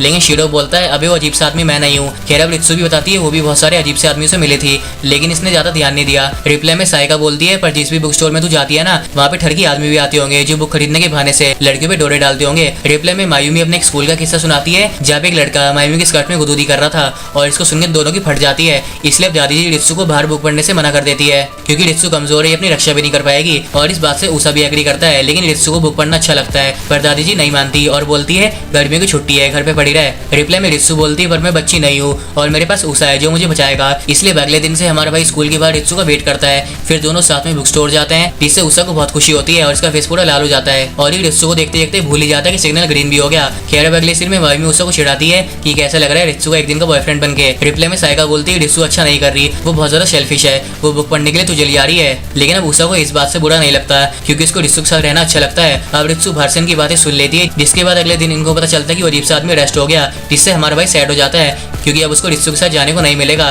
पर इसको तो बहुत खुशी हो रही है क्योंकि अभी जितनी चाहे उतनी बुक पड़ेगी, इसलिए अभी अभी लाइब्रेरी चली जाती है, जिसको देख के हमारा भाई खुश होता है। पर मायूमी चिल्ला के बोलती है, अरे सुमी को दादी, ये उषा रित्सु को हवा भरी नजरों से देख रहा था। खैर अब शाम हो जाती है, जहाँ पे उषा बोलता है रित्सु को लाइब्रेरी में देर नहीं हो गई। रिप्लाई में दादी बोलती है बस वो अभी आती होगी। तब यहाँ पे चिनात्सु की दोस्त आती हुई बताती है कि इन लोगों ने इस रास्ते पे अजीब सा आदमी देखा जिस रास्ते से रित्सु घर आती है। अब अगले सीन में हम रित्सु को देखते हैं जो कि घर आ रही है और इसको कुछ भी खबर नहीं है। तभी हम इस अजीब से आदमी को देखते हैं जो कि अपनी पैंट खोलने वाला है और खोल भी देता है रित्सु के सामने। लेकिन रित्सु को घंटा फर्क नहीं पड़ता क्योंकि ये बुक पढ़ने में इतनी ज्यादा व्यस्त हो जाती है कि इसको कुछ भी पता नहीं लगता। पर अभी ये आदमी रित्सु का हाथ पकड़ लेता है। तभी यहाँ पे हमारा भैया जाता है इसको बचाने के लिए, लेकिन उषा को उसका नुन्नू भी दिख जाता है। हरामखोरी, ये काली चीज क्या है। खैर अब यहाँ पे मायूमी भी आ जाती है, जिसको देख के आदमी यहाँ से भागने वाला होता है। पर तभी सायका इसके नुन्नू में किक मार के इसकी गोटे फोड़ देती है। फिर शीरो से आदमी को रस्सी से बांध देता है और अगले सीन में ये लोग उसको पुलिस के हवाले भी कर देते हैं। अब अगले सीन में रित्सु भागने की कोशिश करती है पर उषा को समझाता है कि ऐसा बुक पढ़ना खतरनाक हो सकता है क्योंकि रित्सु पूरी बुक में खो जाती है। रिप्लाई में रित्सु बोलती है ये बस आज हुआ, और वैसे भी रित्सु से आदमी को संभाल लेती। अब तभी उषा बताता है कि उसको पता है कि रित्सु ने उस अजीब से आदमी का नुन्नू देख लिया था, जिससे बहुत ज्यादा शर्मिंदा होकर यहाँ से जाने लगती है। पर बोलती है मैं आपसे ध्यान रखूंगी और आज के लिए थैंक्स। और वैसे इधर आइए एक मिनट। अब रित्सु के हाथ में कैंडोस्टिक देख के हमारा भाई थोड़ा घबराता है क्योंकि अगर ये रित्सु के पास जाया तो रित्सु उसको छोड़ेगी नहीं, और ठीक ऐसा ही होता है। रित्सु उसको पीट देती है चिढ़ाने के लिए, जिसके बाद अगले दिन उषा बोल हो रहा है इसलिए इसको कोई पार्ट टाइम जॉब ढूंढनी होगी। तभी इसको रित्सु दरवाजे के पास बुक पढ़ती हुई दिखती है, जिसको देख के उषा स्माइल करता है। फिर बुक के बारे में कुछ पूछता है और अपने लिए भी बुक मांगता है, जिसको सुनकर रित्सु बोलती है इसके बारे में सोचेगी। इतना क्या कि यहाँ से चली जाती है, जिसके बाद उषा को दिखती है दादी जी जो कि जमीन में पड़ी हुई थी और इनको फीवर नहीं हुआ, बस इनको गर्मी लग रही थी और ये आज खाना नहीं बनाने वाली क्योंकि आज सब लोग खाना खाने बाहर जाएंगे। पर अब पैसे कौन देगा वो नहीं पता। मायूमी फ्री में खाना चाहती है, शीरो के पास तो कोई जॉब ही नहीं है। पर दादी जी बताती है इनकी फ्रेंड का एक कैफे है जहाँ पे जो चाहे वो खा सकते हैं, और इसको सुन के हमारा भाई खुश हो जाता है रित्सु के साथ खाना खाने के लिए। जिसके बाद अगले सीन में लोग कैफे पहुंच जाते हैं, जहाँ पे कैफे की ओनर बताती है कि इनको अपने कैफे के लिए एक बंदा चाहिए जो लोगों को अच्छे से हैंडल कर पाए क्योंकि आसान नहीं होता। खैर अब सब मेन्यू में खाने की चीज देख रहे होते हैं, लेकिन रित्सु यहाँ भी बुक पड़ती है। फिर सायका और मायूमी डेजर्ट ऑर्डर करने बोलते हैं, लेकिन उषा बोलता है वो लास्ट में खाएंगे। अब सायका मायूमी को चिढ़ाने लगती है कि अगर वो ज्यादा खाएगी ना तो उसकी स्किन खराब हो जाएगी, इसलिए उषा यहाँ पे सबको संभालता है क्योंकि सबके सब अपने में ही लगे हुए हैं। शीरो गंदी गंदी चीजें कर रहा है, रित्सु बस खाने में चावल खाएगी और पीछे मायूमी और सायका लड़ रहे हैं। अब अगले सीन में ये लोग खाना खा के टोन हो जाते हैं, जहाँ पे दादी जी उषा को कैफे में जॉब करने बोलती है क्योंकि इन दोनों ने अभी अभी उषा को देखा कि वो कैसे सबको हैंडल कर रहा था और उषा को भी एक पार्ट टाइम जॉब चाहिए थी। लेकिन अब उषा मना कर देता है क्योंकि यहाँ पे ऑलरेडी 10 लोग हैं जो कि अजीब से होंगे। पर कैफे वाली दादी बताती है यहाँ पे काफी अच्छे लोग हैं जो कि एक दूसरे को उनके निकनेम से बुलाते हैं, जिसका मतलब सबके पास अपनी यूनिक पर्सनैलिटी है। लेकिन उषा को अभी जॉब नहीं करनी क्योंकि उसको डर है कि अगर यहाँ पे भी इसको शीरो और मायूमी जैसा कोई मिल गया ना तो ये पागल हो जाएगा। इसलिए अभी अपनी दिल की बात बोलता है कि मेरे मम्मी पापा भी बहुत ज्यादा अजीब थे, जिनकी वजह से स्कूल में भी उषा को बहुत ज्यादा अजीब अजीब से बच्चे मिलते थे, जैसे एक पागल साइंटिस्ट, एक पागल से लड़का जो कि उषा को अपनी टांगे दिखाता था, और एक पागल सी लड़की जो कि बिना बात के चिल्लाती रहती थी। और इतने सारे लोग उषा के पास आने की वजह से उषा का नाम पड़ा वियर्डो मैग्नेट, जिसको सुन के सबके सब हंसने लगते हैं क्योंकि इसका मिडिल स्कूल बहुत बेकार रहा है। अब यहाँ पे रित्सु भी उषा के ऊपर हंसती है और कुछ ज्यादा ही हंसी आती है इसको, इसलिए उषा कैफे से गुस्से में बाहर निकल जाता है और सबसे आगे आगे चलता है। जहाँ पे शीरो बताता है मेरा निकनेम तो बहुत अजीब है, द हैंडीमैन, क्योंकि जब एक बार मेरे मुंह में बॉल आके लगी थी ना जिससे मैं बेहोश हो गया था, तब मेरी आंख खुली थी तो मैं टीचर की बाहों में था। अब बाकी सब भी अपने स्कूल के निकनेम्स बताते हैं, जिससे हमारे भाई का मूड अच्छा हो जाता है। इसलिए अगले दिन कैफे की ओनर उषा के लिए यूनिफॉर्म लेके पहुंच जाती है जो एक पुलिस की यूनिफॉर्म होती है, पर इन्होंने इसलिए रखी ताकि यूनिफॉर्म सबसे अलग दिखे। अब तब यहाँ पे रित्सु आके उषा की यूनिफॉर्म देखती रह जाती है और शर्मा के बोलती है ये ले तेरी बुक, और इसको सुन के हमारा भाई भी खुश हो जाता है। जिसके बाद दोनों दादी उषा की बुक को उसकी यूनिफॉर्म के साथ बांध देते हैं ताकि जॉब पे भी इसको पढ़ सके। अब जॉब के पहले दिन दादी जी उषा को रेडी करती है और जिसको रित्सु चुपचाप देखती रहती है क्योंकि उसको उषा की यूनिफॉर्म कुछ ज्यादा ही पसंद आ गई। फिर अगले दिन में उषा कैफे पहुंचता है जहाँ पे दादी टू इसको नेम टैग देके बाकी वर्कर से मिलवाती है। फिर उषा मिलता है कि यामामोटो नाम के लड़के से, जिसका नाम उषा को अजीब नहीं लगता, पर तभी ये बोलता है मेरा रियल नेम यामामोटो नहीं है बल्कि ये तो एक यामा माउंटेन से पड़ा है। और इसको सुन के उषा की छंड हो जाती है क्योंकि यामामोटो का असली नाम भी बहुत ज्यादा अजीब है, हु है। अबे ये कैसा अजीब सा नाम है। खैर अब वो हमारे भाई को कैफे के अंदर लेके जाता है और बहुत दिमाग खाता है। फिर उषा मिलते है कुरोकावा नाम के लड़के से जो कि उषा को एकदम नॉर्मल लगता है, पर अब ये भी अजीब अजीब सी बातें करके हमारे भाई का दिमाग खाने लगता है, जिससे उषा को समझ आ जाता है कि इस कैफे में कोई भी नॉर्मल आदमी है ही नहीं। खैर अब आगे हुआ और उषा में बिना किसी बात को लेकर झगड़ा हो जाता है और ऐसे ही करते करते उषा अपनी जॉब पे पहला दिन कंप्लीट कर लेता है। इसलिए मायूमी पूछती है कैसा रहा। रिप्लाई में उषा बोलता है बिल्कुल भी अच्छा नहीं, मुझे ऐसा लग रहा है कि जैसे मेरी लाइफ का सबसे हार्ड मोड था। रिप्लाई में मायूमी बोलती है अभी तो उसको हार्ड मोड बोल रहा है, मेरे साथ पता है क्या हो रहा है, मेरे दोस्त पार्टी में जाते हैं बिना मुझे बताए। अब इसको सुन के रित्सु भी इसके बारे में सोचती है, लेकिन ये सोचेगी क्या, ना इसके पास दोस्त है और ना इसका बॉयफ्रेंड है। खैर अब उषा बताता है कि इसके दोस्त भी इसको पार्टी पे लेके नहीं जाते। तभी उषा को टगामी का कॉल आ जाता है, जो कि इसको पार्टी में इनवाइट करता है, जिससे उषा की फट जाती है क्योंकि अब मायूमी इसको मार डालेगी। इसलिए मायूमी उषा के ऊपर बैठ के टगामी को मैसेज करती है कि मैं उषा और मैं किसी वजह से पार्टी में नहीं आ सकता, और ऐसा मायूमी ने किया जलन की वजह से। अब तभी उषा की ईमेल पे एक फोटो भी आती है उस लड़की की जो ये पार्टी ऑर्गेनाइज कर रही है, जिसपे उषा का दिल आ जाता है क्योंकि लड़की काफी क्यूट है। लेकिन ये दोनों फिर से जलन के कारण बोलते हैं इस लड़की ने मेकअप किया होगा, जैसे आंखों पे, आईब्रोज पे, और क्या पता उसने विग भी लगाई हो। खैर अब इसका नाम है हयाशी, जो वही लड़की है जिसने स्कूल में उषा का जीना हराम कर रखा था। इसलिए भी कांपने लगता है और पार्टी में नहीं जाना चाहता। पर दादी जी को लगता है क्या पता हयाशी उषा के ऊपर पार्टी में डोरे डालेगी। खैर अब अगले दिन उषा जॉब पे आता है, पार्टी में नहीं जाता और सोचता है अभी तो टगामी पार्टी में मजे कर रहा होगा, और इसको अपने लिए और रित्सु के लिए भी टेंशन होने लगती है। लेकिन ये टेंशन लेने का सही टाइम नहीं है क्योंकि कस्टमर्स भी आ रहे हैं। खैर अब तभी हम देखते हैं टगामी और हयाशी को, जो कि इसी कैफे में अपनी पलटन के साथ पहुंच चुके हैं, और यहाँ पे हयाशी उषा को पहचान लेती है। फिर इधर मायूमी और बाकी लोग बोर हो रहे हैं, इसलिए दादी जी उषा के कैफे जाने का प्लान बनाती है और रित्सु को भी आने पूछती है, लेकिन इंटरेस्टेड नहीं है। पर तभी दादी जी बोलती है कैफे में बहुत सारी बुक्स मिलेगी, और इसको सुन के मान जाती है और पहन के आती है अपने किमोनो, जो कि कैफे की थीम के साथ मैच कर जाएगा। फिर अगले सीन में टगामी, हयाशी और उषा एक दूसरे को पहचान लेते हैं। तभी टगामी को पता चलता है कि उषा और हयाशी मिडिल स्कूल की क्लासमेट थे, जहाँ पे दोनों एक दूसरे से बात भी नहीं करते थे। पर उषा सोचता है अबे कितनी झूठ बोल रही है, ये पूरा दिन भर मेरा दिमाग खाती रहती थी। अब उषा जैसे ही हयाशी को हेलो करता है ना, तभी ये शर्मा की कैफे के अंदर चली जाती है। फिर टगामी उषा को बताता है कि टगामी का दोस्त हयाशी को पसंद करता है और ये जल्दी यहाँ से चले जाएंगे। जिसके बाद कुरोकावा बोलता है हमारे कैफे में बहुत दिनों बाद बिगड़े हुए बच्चे आए हैं। खैर अब उषा को उन लोगों को सर्विस नहीं देनी क्योंकि उनके ग्रुप में हयाशी भी है, इसलिए वो हु को जाने बोलता है, जिसके लिए मान जाता है क्योंकि अब हु उन बिगड़े हुए बच्चों को सबक सिखाएगा। लेकिन अब अगले सीन में हु अपनी बेइज्जती करवा के आ जाता है और बोलता है उन हरामखोरों ने मेरा मजाक बनाया, ये बोल के कि मैं एक गांव का गरीब लौंडा हूँ। अभी उन्हें मेरे टैलेंट से जलन हो रही है। खैर अभी लौंडा और कूल बनने के लिए उषा को अपने ऑर्डर लेने बोलता है, जिसके बाद ये लोग भी कैफे में आ जाते हैं। लेकिन रित्सु को अंदर जाने में शर्म आ रही है क्योंकि सब इसको देख रहे हैं। अब इधर बिगड़े हुए बच्चों ने उषा का दिमाग खराब कर रखा है। फिर ये लौंडा दोनों को पूछता है तुमने उषा को पार्टी में बुलाया था ना, और हयाशी क्या तेरा एक्स है? रिप्लाई में हयाशी बोलती है नहीं, ये बहुत ज्यादा अजीब था। और इसको सुन के उषा सोचता है मुझे अजीब तेरी वजह से बोलते थे। खैर अभी लोग उषा का और मजाक बनाते हैं कि जैसा अजीब सा लड़का हयाशी का बॉयफ्रेंड कभी नहीं बन सकता, तो उसको इसके जैसा कोई पागल मिलेगा। और ये सब हमारा भाई चुप होकर सुनता रहता है। लेकिन तभी एंट्री हो जाती है मायूमी और साइका की। खैर अब हमारा भाई इनकी बातें सुन के सोचता है कि मैं एक लूजर हूँ, पर इसको ज्यादा टेंशन नहीं होती क्योंकि इसका मूड अच्छा करने के लिए शाम को दादी जी इसका फेवरेट खाना बना देगी और रित्सु उसको देख के स्माइल करेगी। तभी रित्सु यहाँ पे आ भी जाती है, जिसको सब देखते रह जाते हैं और किसी की भी नजर रित्सु से नहीं हटती। फिर रित्सु उषा को अपने ऑर्डर लेने बोलती है। तभी ये लौंडा बोलता है ओए लड़की ये कोई स्पेशल रिक्वेस्ट है क्या? और इसको सुन के सब हंसने लगते हैं। तभी रित्सु बोलती है हाँ ये स्पेशल रिक्वेस्ट है, और इसको सुन के सबकी बोलती बंद हो जाती है और उसे खुशी होता है। लेकिन अभी यहाँ पे मायूमी और साइका भी है, इसलिए लोग अपनी हरकतें शुरू कर देते हैं। उषा को लिपट के बोलते हैं चलिए ना हमारा ऑर्डर ले लीजिए,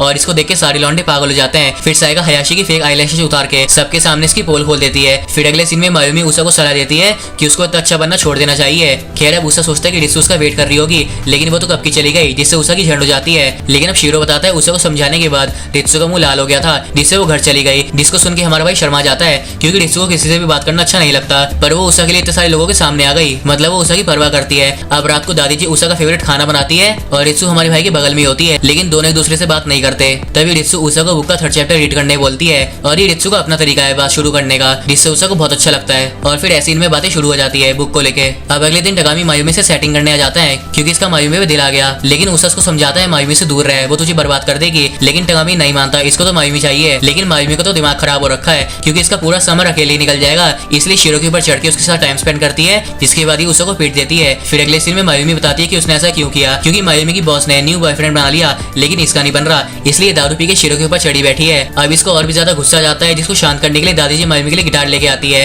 और मायूमी गिटार को शीरो के ऊपर नहीं बल्कि घर के ऊपर जाके बजाएगी, इसलिए नशे में घर के ऊपर चढ़ जाती है एक कॉन्सर्ट करने के लिए। और भाई साहब गाना सच में बहुत ज्यादा डिप्रेसिंग होता है, समझ में कुछ भी नहीं आया, जैपनीज में था ना इसलिए, लेकिन सबटाइटल्स ने थोड़ी हेल्प कर दी। खैर अब दुख भरे गाने के बाद उषा रित्सु से पूछता है अभी तो इतने शोर शराबे में कैसे बुक पढ़ लेती है? रिप्लाई में रित्सु बोलती है आदत पड़ गई है, और तुझे तो स्टार्टिंग से आदत होगी ना, क्योंकि हमारा भाई पहले से ही शोर शराबे वाली जगह पे रहता था।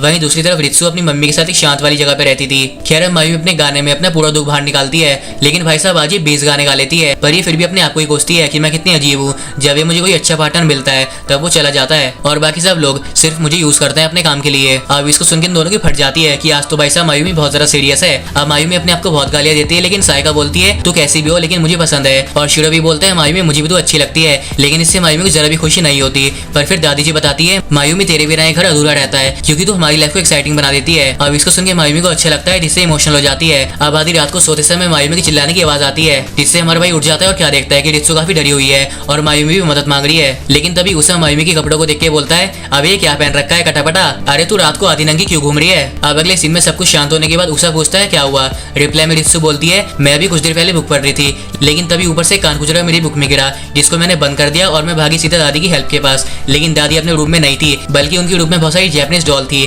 जिससे मेरी फट गई, इसलिए मैं गई मायूमी के पास। लेकिन रूम में अंधेरा होने की वजह से मेरा पैर टॉर्च पे पड़ा और मैं मायूमी के ऊपर गिर गई, जिसके बाद मैंने मायूमी को कान खुजरा दिखाया, लेकिन वो कान खुजरा नहीं था, वो मेरी चड्डी थी, जिसको देख के मायूमी की चीख निकल गई और वो चीख अभी हमारे भाई ने सुनी। खैर अब शीरो बताता कि बरसात के मौसम में यहाँ पे काफी ज्यादा कान खुजरे निकलते हैं, जिनको दादी जी हैंडल करती है, लेकिन वो कल वापस आने वाली है। पर रित्सु को अपने रूम में सोने से डर लग रहा है, इसलिए शीरो बोलता है दादी जी कान खुजरे को टेप से रैप कर देती थी सुबह छोड़ने के लिए, लेकिन जब वो सुबह देखती थी तब उसके अंदर कान खुजरा नहीं होता था, और इसको सुनकर इन तीनों की फट जाती है। फिर शीरो उनको एक और बात बताता है कि जैसे कान खुजरा कटने के बाद भी हिलता रहता है, और इसको सुनकर रित्सु फिर से डर जाती है, इसलिए मायूमी को उस कान खुजरे को मारने बोलती है, जो मायूमी नहीं करेगी। इसलिए रित्सु ऐसी शक्ल बना के हमारे भाई से रिक्वेस्ट करती है, जिसके लिए मान जाता है। फिर शीरो उस कान खुजरे को पकड़ने के लिए गर्म पानी, एक चॉपस्टिक, एक टॉर्च और एक पन्नी मंगवाता है, जिसके बाद ये लोग निकल जाते हैं उसको पकड़ने के लिए। जहाँ पे मायूमी बोलती है अबे मेरा रूम भी चेक कर लो, और जैसे मायूमी के रूम्स की लाइट्स ऑन करते हैं तभी उनको ये सब दिखता है। पूरा कमरा फैला हुआ है, हर तरफ दारू की बोतलें पड़ी हुई है, जिसको देख के तीनों मायूमी के रूम को इग्नोर करके चले जाते हैं, जिससे मायूमी को गुस्सा जाता है। खैर अब उसे फर्स्ट टाइम रित्सु को रूम देखने के लिए काफी ज्यादा एक्साइटेड है, और जैसे ही अंदर घुसता है तो क्या देखता है, हर तरफ बुक्स पड़ी हुई है, इसलिए शीरो भी बुक मांगता है। लेकिन रित्सु साफ मना करके इनको बैट दिखाती है, जहाँ पे इसने लास्ट टाइम वो कान खुजरा देखा था।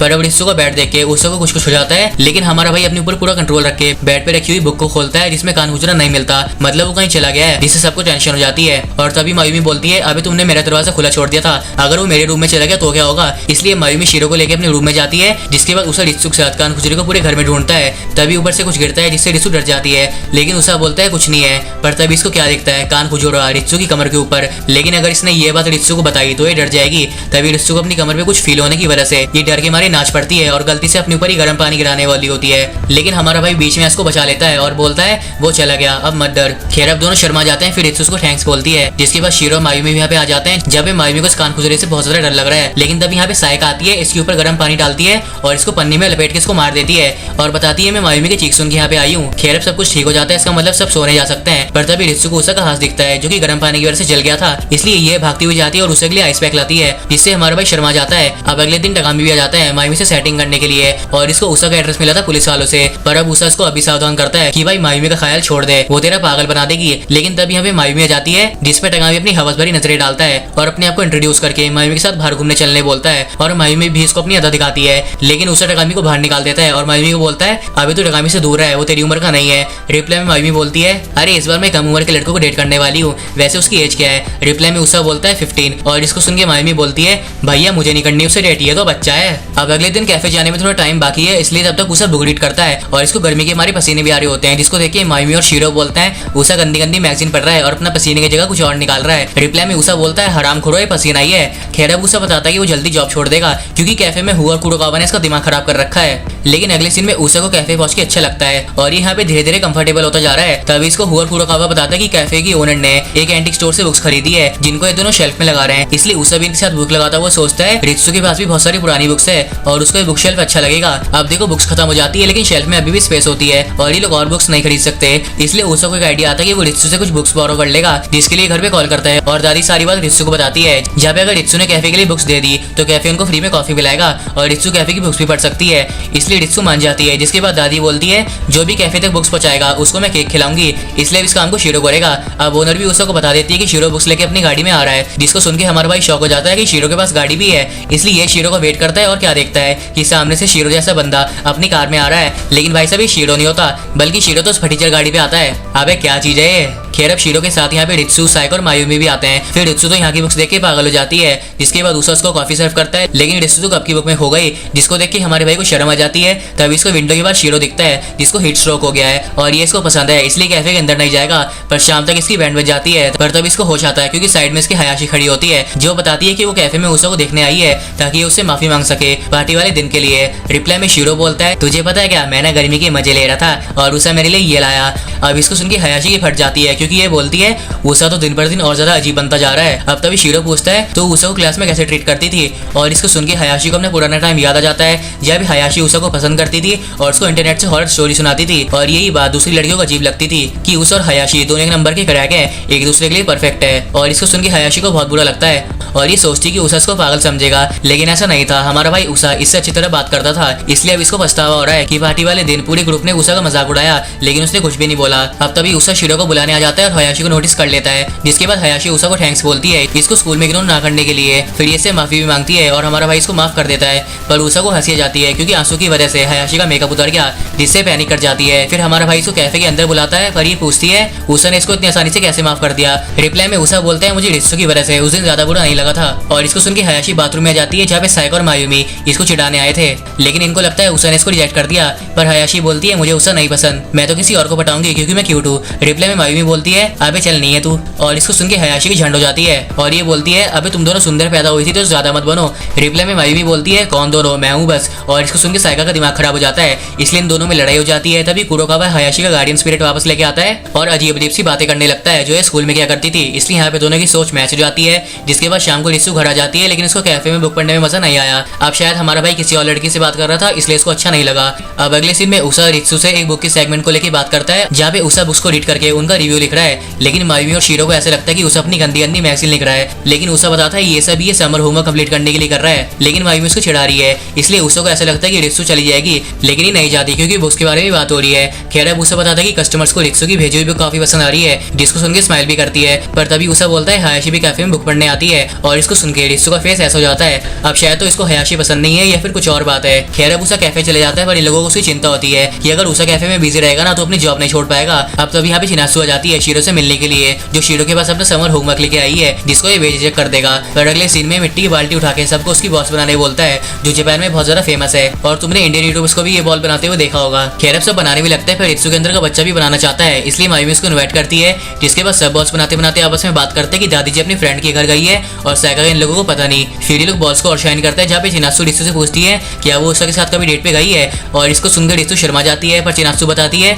कि उषा रित्सु की बहुत परवाह करता है और इसको बहुत पसंद भी करता है, और इसको सुन के सब शौक हो जाते हैं। फिर रित्सु बोलती है उषा अजीब लोगों की परवाह करता है क्योंकि वो उनको अकेले नहीं छोड़ सकता, ये उसके लिए नॉर्मल है और वो बहुत अच्छा है, पर मैं उसे पसंद नहीं करती। और इसको सुनकर इन दोनों को दिमाग खराब हो जाता है क्योंकि कहीं ना कहीं ये दोनों भी उषा और रित्सु को मिलवाना चाहते हैं। पर तभी रित्सु बोलती है उषा बस अपने कैफे में किसी और लड़की की मदद कर रहा था। रिप्लाई में चिनासु बोलती है मतलब तुझे उससे जलन हो रही है, और इसको सुनकर रित्सु और ज्यादा शर्मा जाती है, मतलब ये उषा को पसंद करती है। फिर शाम को हमारा भाई घर आ जाता है और क्या देखता है कि भाई साहब रित्सु बहुत गुस्से में बैठी हुई है, जिसको उषा पूछ लेता है क्या हुआ। रिप्लाई में रित्सु बहुत गुस्से में बोलती है कुछ भी नहीं, इतना कह के यहाँ से चली जाती है। जिसके बाद मायूमी उषा को सब कुछ बता देती है और इसका दिमाग खराब हो जाता है। अब स्कूल में उषा रित्सु को आवाज लगाता है पर ये थोड़ी देर से सुनती है क्योंकि रित्सु हमेशा की तरह बुक पढ़ रही है। खैर अब दोनों घर जाने के लिए निकल जाते हैं, जहाँ पे हमारा भाई सोचता है मैंने कभी नहीं सोचा था कि मैं रित्सु के साथ घर जाया करूंगा, मतलब हम धीरे धीरे क्लोज आ रहे हैं। अब रित्सु फिर से बुक खोल देती है और रेड लाइट में रोड क्रॉस करते वक्त उषा को रोक लेता है, जिससे इसको अच्छा लगता है क्योंकि अभी रित्सु को टच कर पा रहा है। अब अगले सीन में उषा घर पहुंच के बहुत खुश होता है, जिसको देख के मायूमी बोलती है ऐसा लग रहा है एक बॉस ने अपने एम्प्लॉय को सेक्सुअली हरास किया हो। अब इसको सुनकर रित्सु शर्म के मारे रो देती है, पर उषा बोलता है सॉरी तुझे जज करने के लिए, लेकिन ये तो बुक पढ़ के रो रही थी। अब दादी जी पूछती तू कौन सी बुक पढ़ रही है। रिप्लाई में रित्सु बोलती है हिस्टोरिकल बुक, और इसको सुनकर उषा को अच्छा लगता है क्योंकि पहले रित्सु बुक के बारे में बात भी नहीं करती थी, लेकिन अभी बात करती है और दूसरों को भी रिकमेंडेशन देती है। पर अगर उषा और अच्छा रीडर होता तो ये रित्सु से और ज्यादा खुल के बात कर पाता। खैर अब अगले दिन स्कूल में रित्सु के पास एक लड़की आती है जिस पे रित्सु ज्यादा ध्यान नहीं देते क्योंकि ये बुक पढ़ रही है और इस लड़की को बुरा ना लग जाए, इसलिए उषा के पास से चिल्ला के बोलता है ओए टकामी ये बुक शेल्फ में रख दे। और इससे रित्सु जाग जाती है, इस लड़की को नोटिस कर लेती है जिसका नाम है मीमुरा, और इसको भी बुक पढ़ना अच्छा लगता है, इसलिए ये रित्सु को बुक रिकमेंड करने के लिए और बुक के बारे में पूछती है। रिप्लाई में रित्सु शर्माते हुए बोलती है ये वर्ल्ड वॉर 2 की स्टोरी है जिसकी 2 वॉल्यूम है और रित्सु अभी सेकंड वॉल्यूम पे है, मतलब मीमुरा फर्स्ट पार्ट को बोरो कर सकती है, जिससे रित्सु खुश हो जाती है। अब अगले दिन मीमुरा ने बुक पढ़ ली है जिसको काफी अच्छी लगी है, इसलिए दोनों और बुक्स के बारे में बात करते हैं और अगले पीरियड में दोनों साथ बुक पढ़ने जाते हैं, जिसको देख के उससे शौक हो जाता है कि रित्सु के धीरे धीरे दोस्त बन रहे हैं। पर तभी मीमुरा रित्सु को अपने साथ घर चलने पूछती है, जिससे हमारा भाई दुखी हो जाता है क्योंकि अभी ये किसके साथ घर जाएगा।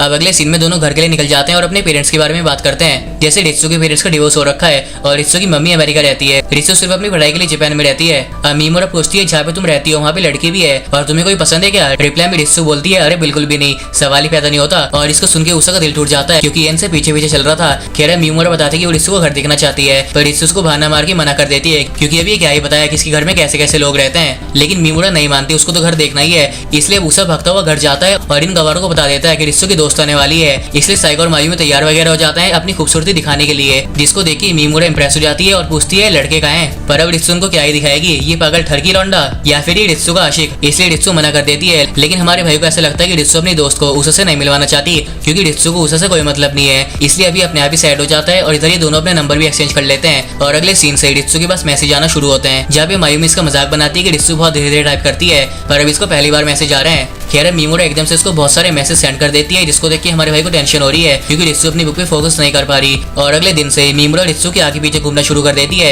एक भी मिनट रित्सु को अकेला नहीं छोड़ती। और भाई साहब बात इतनी बढ़ जाती है कि एक दिन मीमोरा रित्सु को अपने दोस्तों के साथ घुमाने ले जाती है जहाँ पे बहुत सारी लड़की और लड़के होते हैं। पर अब साइका भी घर जा रही होती है और इन लोगों को देख लेती है और ये बात उषा को बताती है जिससे हमारे भाई को टेंशन हो रही है। खैर अब अगले सीन में इधर सब गाना गाने आते हैं लेकिन रित्सु बेचारी चुप बैठी हुई है। तभी एक लड़का रित्सु के साथ फ्लैट होने लगता है, उसको टच करने लगता है और गाना गाने बोलता है, पर रित्सु को तकलीफ होती है। लेकिन अभी लड़का रित्सु के साथ बदतमीजी करने लगता है और ये सब हमारा भाई इमेजिन कर रहा है कि ऐसा हो सकता है, इसलिए इसको रित्सु की चिंता हो रही है। फिर इधर कैरियोके में मीमोरा उसको मित्सुई नाम के लड़के से मिलवाती है जिसने रित्सु की रिकमेंड करी हुई बुक पढ़ी थी जो उसको अच्छी लगी थी। अब दोनों बुक के बारे में बात करते हैं जहाँ पे उस बुक का सेकंड पार्ट भी है। तभी मित्सुई बोलता है मैं एक ऐसी लड़की से मिला था जो खुद को रीडर बताती थी लेकिन वो नहीं थी क्योंकि वो सिर्फ इजी बुक पढ़ती थी। अब इसको सुनकर रित्सु को उषा की याद आ जाती है क्योंकि वो भी रित्सु से रिकमेंडेशन लेता है बुक के बारे में। इसलिए रित्सु गुस्से में बोलती है आसान बुक्स रीड करने में कोई बुराई नहीं है और दूसरों का मजाक उड़ाना बहुत आसान होता है। अब इसको सुनकर सब शौक हो जाता है क्योंकि रित्सु ने कुछ ज्यादा ही बोल दिया। पर मित्सुई को बुरा नहीं लगता, वो रित्सु से माफी मांगता है और इसको टच कर देता है जो रित्सु को पसंद नहीं आता।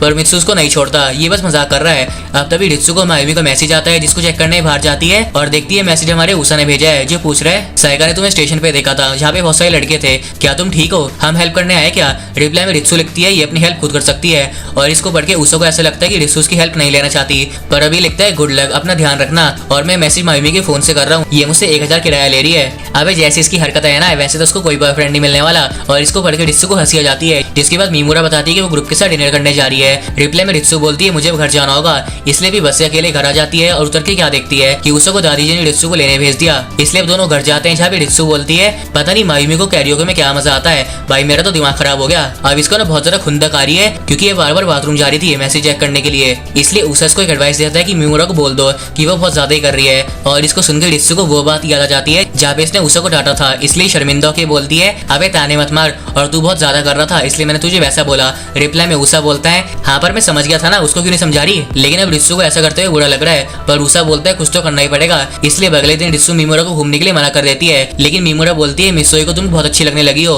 वो बस तुम्हारे बारे में बातें करता है और मैंने उसको तेरी और मेरी सेल्फी कब की भेज दी, इसलिए तुम भी बाकी लड़कियों की तरह ढूंढ के कोई बॉयफ्रेंड क्यों नहीं बना लेती। रिप्लाई में रित्सु गुस्से में बोलती है ऐसी बातें मुझसे मत किया कर और अब से मैं तेरे साथ कहीं घूमने नहीं चलूंगी। रिप्लाई में मीमोरा बोलती है वो बस मैं तेरे साथ बाहर घूमना चाहती थी क्योंकि मेरे दोस्तों के साथ मेरी लड़ाई हो गई। और इसको सुनकर रित्सु को बुरा लगता है इसलिए एडवाइस देती है तुम्हें अपने फ्रेंड से माफी मांगनी चाहिए, वो तुम्हें माफ कर देंगे। और अगले सीन में ऐसा ही होता है, मीमोरा अपने फ्रेंड को सॉरी बोल के वापस से उनके साथ हो जाती है, मतलब अब से वो रित्सु के साथ नहीं रहेगी। इसलिए रित्सु को बहुत ज्यादा बुरा लगता है पर हमारा भाई है ना इसको बैकअप करने के लिए। पर रित्सु को अच्छा नहीं लग रहा इसलिए इमोशनल हो जाती है लेकिन ये उषा को अपने आंसू नहीं दिखाती। लेकिन उषा भी इसके साथ साथ चलता है इसको कंफर्ट देने के लिए। अब घर पहुंच के हमेशा की तरह मायूमी दारू पी के बकवास कर रही है लेकिन रित्सु थक चुकी है इसलिए सीधा अपने रूम में चली जाती है। जिसके बाद रात को उषा अपना होमवर्क करने बैठा हुआ है पर ये रित्सु की दी हुई बुक खोल देता है ताकि इसको समझ के रित्सु के और ज्यादा क्लोज जा सके। फिर अगले सीन में इनको अपने पड़ोसी के यहाँ से एक वाइन मिलती है जो कि सिर्फ एडल्ट्स के लिए ही बनी हुई है, इसलिए सभी इसको पीना शुरू करते हैं जो सबको अच्छी भी लगती है। और भाई साहब मायूमी को तो नशा भी हो जाता है जहाँ पे एक आजुआ, यूजी और रियो नाम के लड़कों के बारे में बात करती है जिनके साइज 17 सेंटीमीटर थे। अब इतने बड़े, अब देखो भाई साहब मुझे नहीं पता है किस चीज के बारे में बात कर रही है पर उषा को अच्छी तरह पता है। खैर अब सब पीना कंटिन्यू रखते हैं तभी रित्सु को पहली बार नशा हो जाता है जिसको देख के सबकी फट जाती है क्योंकि उषा और रित्सु को जूस पीना था लेकिन रित्सु ने वाइन पी ली जिससे नशे में गिर जाती है। जिसको देख के उषा सोचता है कहीं ये नशे में मेरे साथ कुछ हैंकी पैंकी तो नहीं करने वाली, मैं कितना लकी हूँ यार। तभी पीछे से मायूमी और साइका बोलते हैं नहीं भी तू लकी नहीं है, तेरे साथ कुछ नहीं करेगी, ज्यादा सपने मत देख। और इसको सुन के उषा के सपनों पे पानी फिर जाता है। फिर रित्सु नशे में बात करना शुरू करती है साइका तू बहुत ज्यादा बुरी इंसान है। अभी रित्सु इसलिए कह रही है क्योंकि इसको मीमोरा के जाने का दुख हो रहा है और ये भी बोलती है क्या कोई कभी अच्छा दोस्त मुझे भी मिलेगा। तभी दादी रित्सु को पानी देके बोलती है, रित्सु तू हमसे अपने दिल की बात बिंदास कर सकती है, हम आराम से सुनेंगे। और ये सबको बता भी देती है कि इसके दिल में क्या चल रहा है। जिसके रिप्लाई में मायूमी बोलती है, मीमुरा की जाने की वजह भी तू ही है, वो तुझे अपने जैसा समझती थी। रिप्लाई में उषा बोलता है, इसमें रित्सु की कोई गलती नहीं है, उसको मैंने मीमुरा से बात करने को बोला था, इसमें सारी गलती मेरी है। पर अब पछता की क्या फायदा है, मीमुरा तो कब की जा चुकी है। तभी मायूमी बोलती है, रित्सु जरूरी नहीं है हमें अपने जैसा कोई दोस्त मिले, और तो इसलिए गुस्सा हो रही थी कि मीमुरा ने तेरी फोटो सेंड कर दी, पर अगर उसकी वजह से किसी को हॉट बॉयफ्रेंड मिल रहा है तो इसमें बुराई क्या है। खैर अब रित्सु को और ज्यादा नशा हो जाता है, इसलिए उषा भी गुस्सा करते हुए बोलती है, तू भाई सब लोगों के सामने कुछ ज्यादा अच्छा बनता है, जैसे हयाशी ने तेरे साथ क्या क्या किया था उसके बावजूद भी तूने उसे माफ कर दिया। रिप्लाई में उषा बोलता है, तो तू बता मुझे हयाशी को कैसे ट्रीट करना चाहिए। रिप्लाई में रित्सु बोलती है, मुझे भूख लग रही है, अब ये अपने दिल की बात थोड़ी बताएगी कि इसको हयाशी से जलन होती है। खैर अब उषा रित्सु के लिए कुकीज लेने जा रहा है, पर रित्सु भी साथ चलेगी उषा के रूम में, और इसको देख के उषा फिर से सोचता है कि अब तो रूम में हम दोनों मजे करेंगे।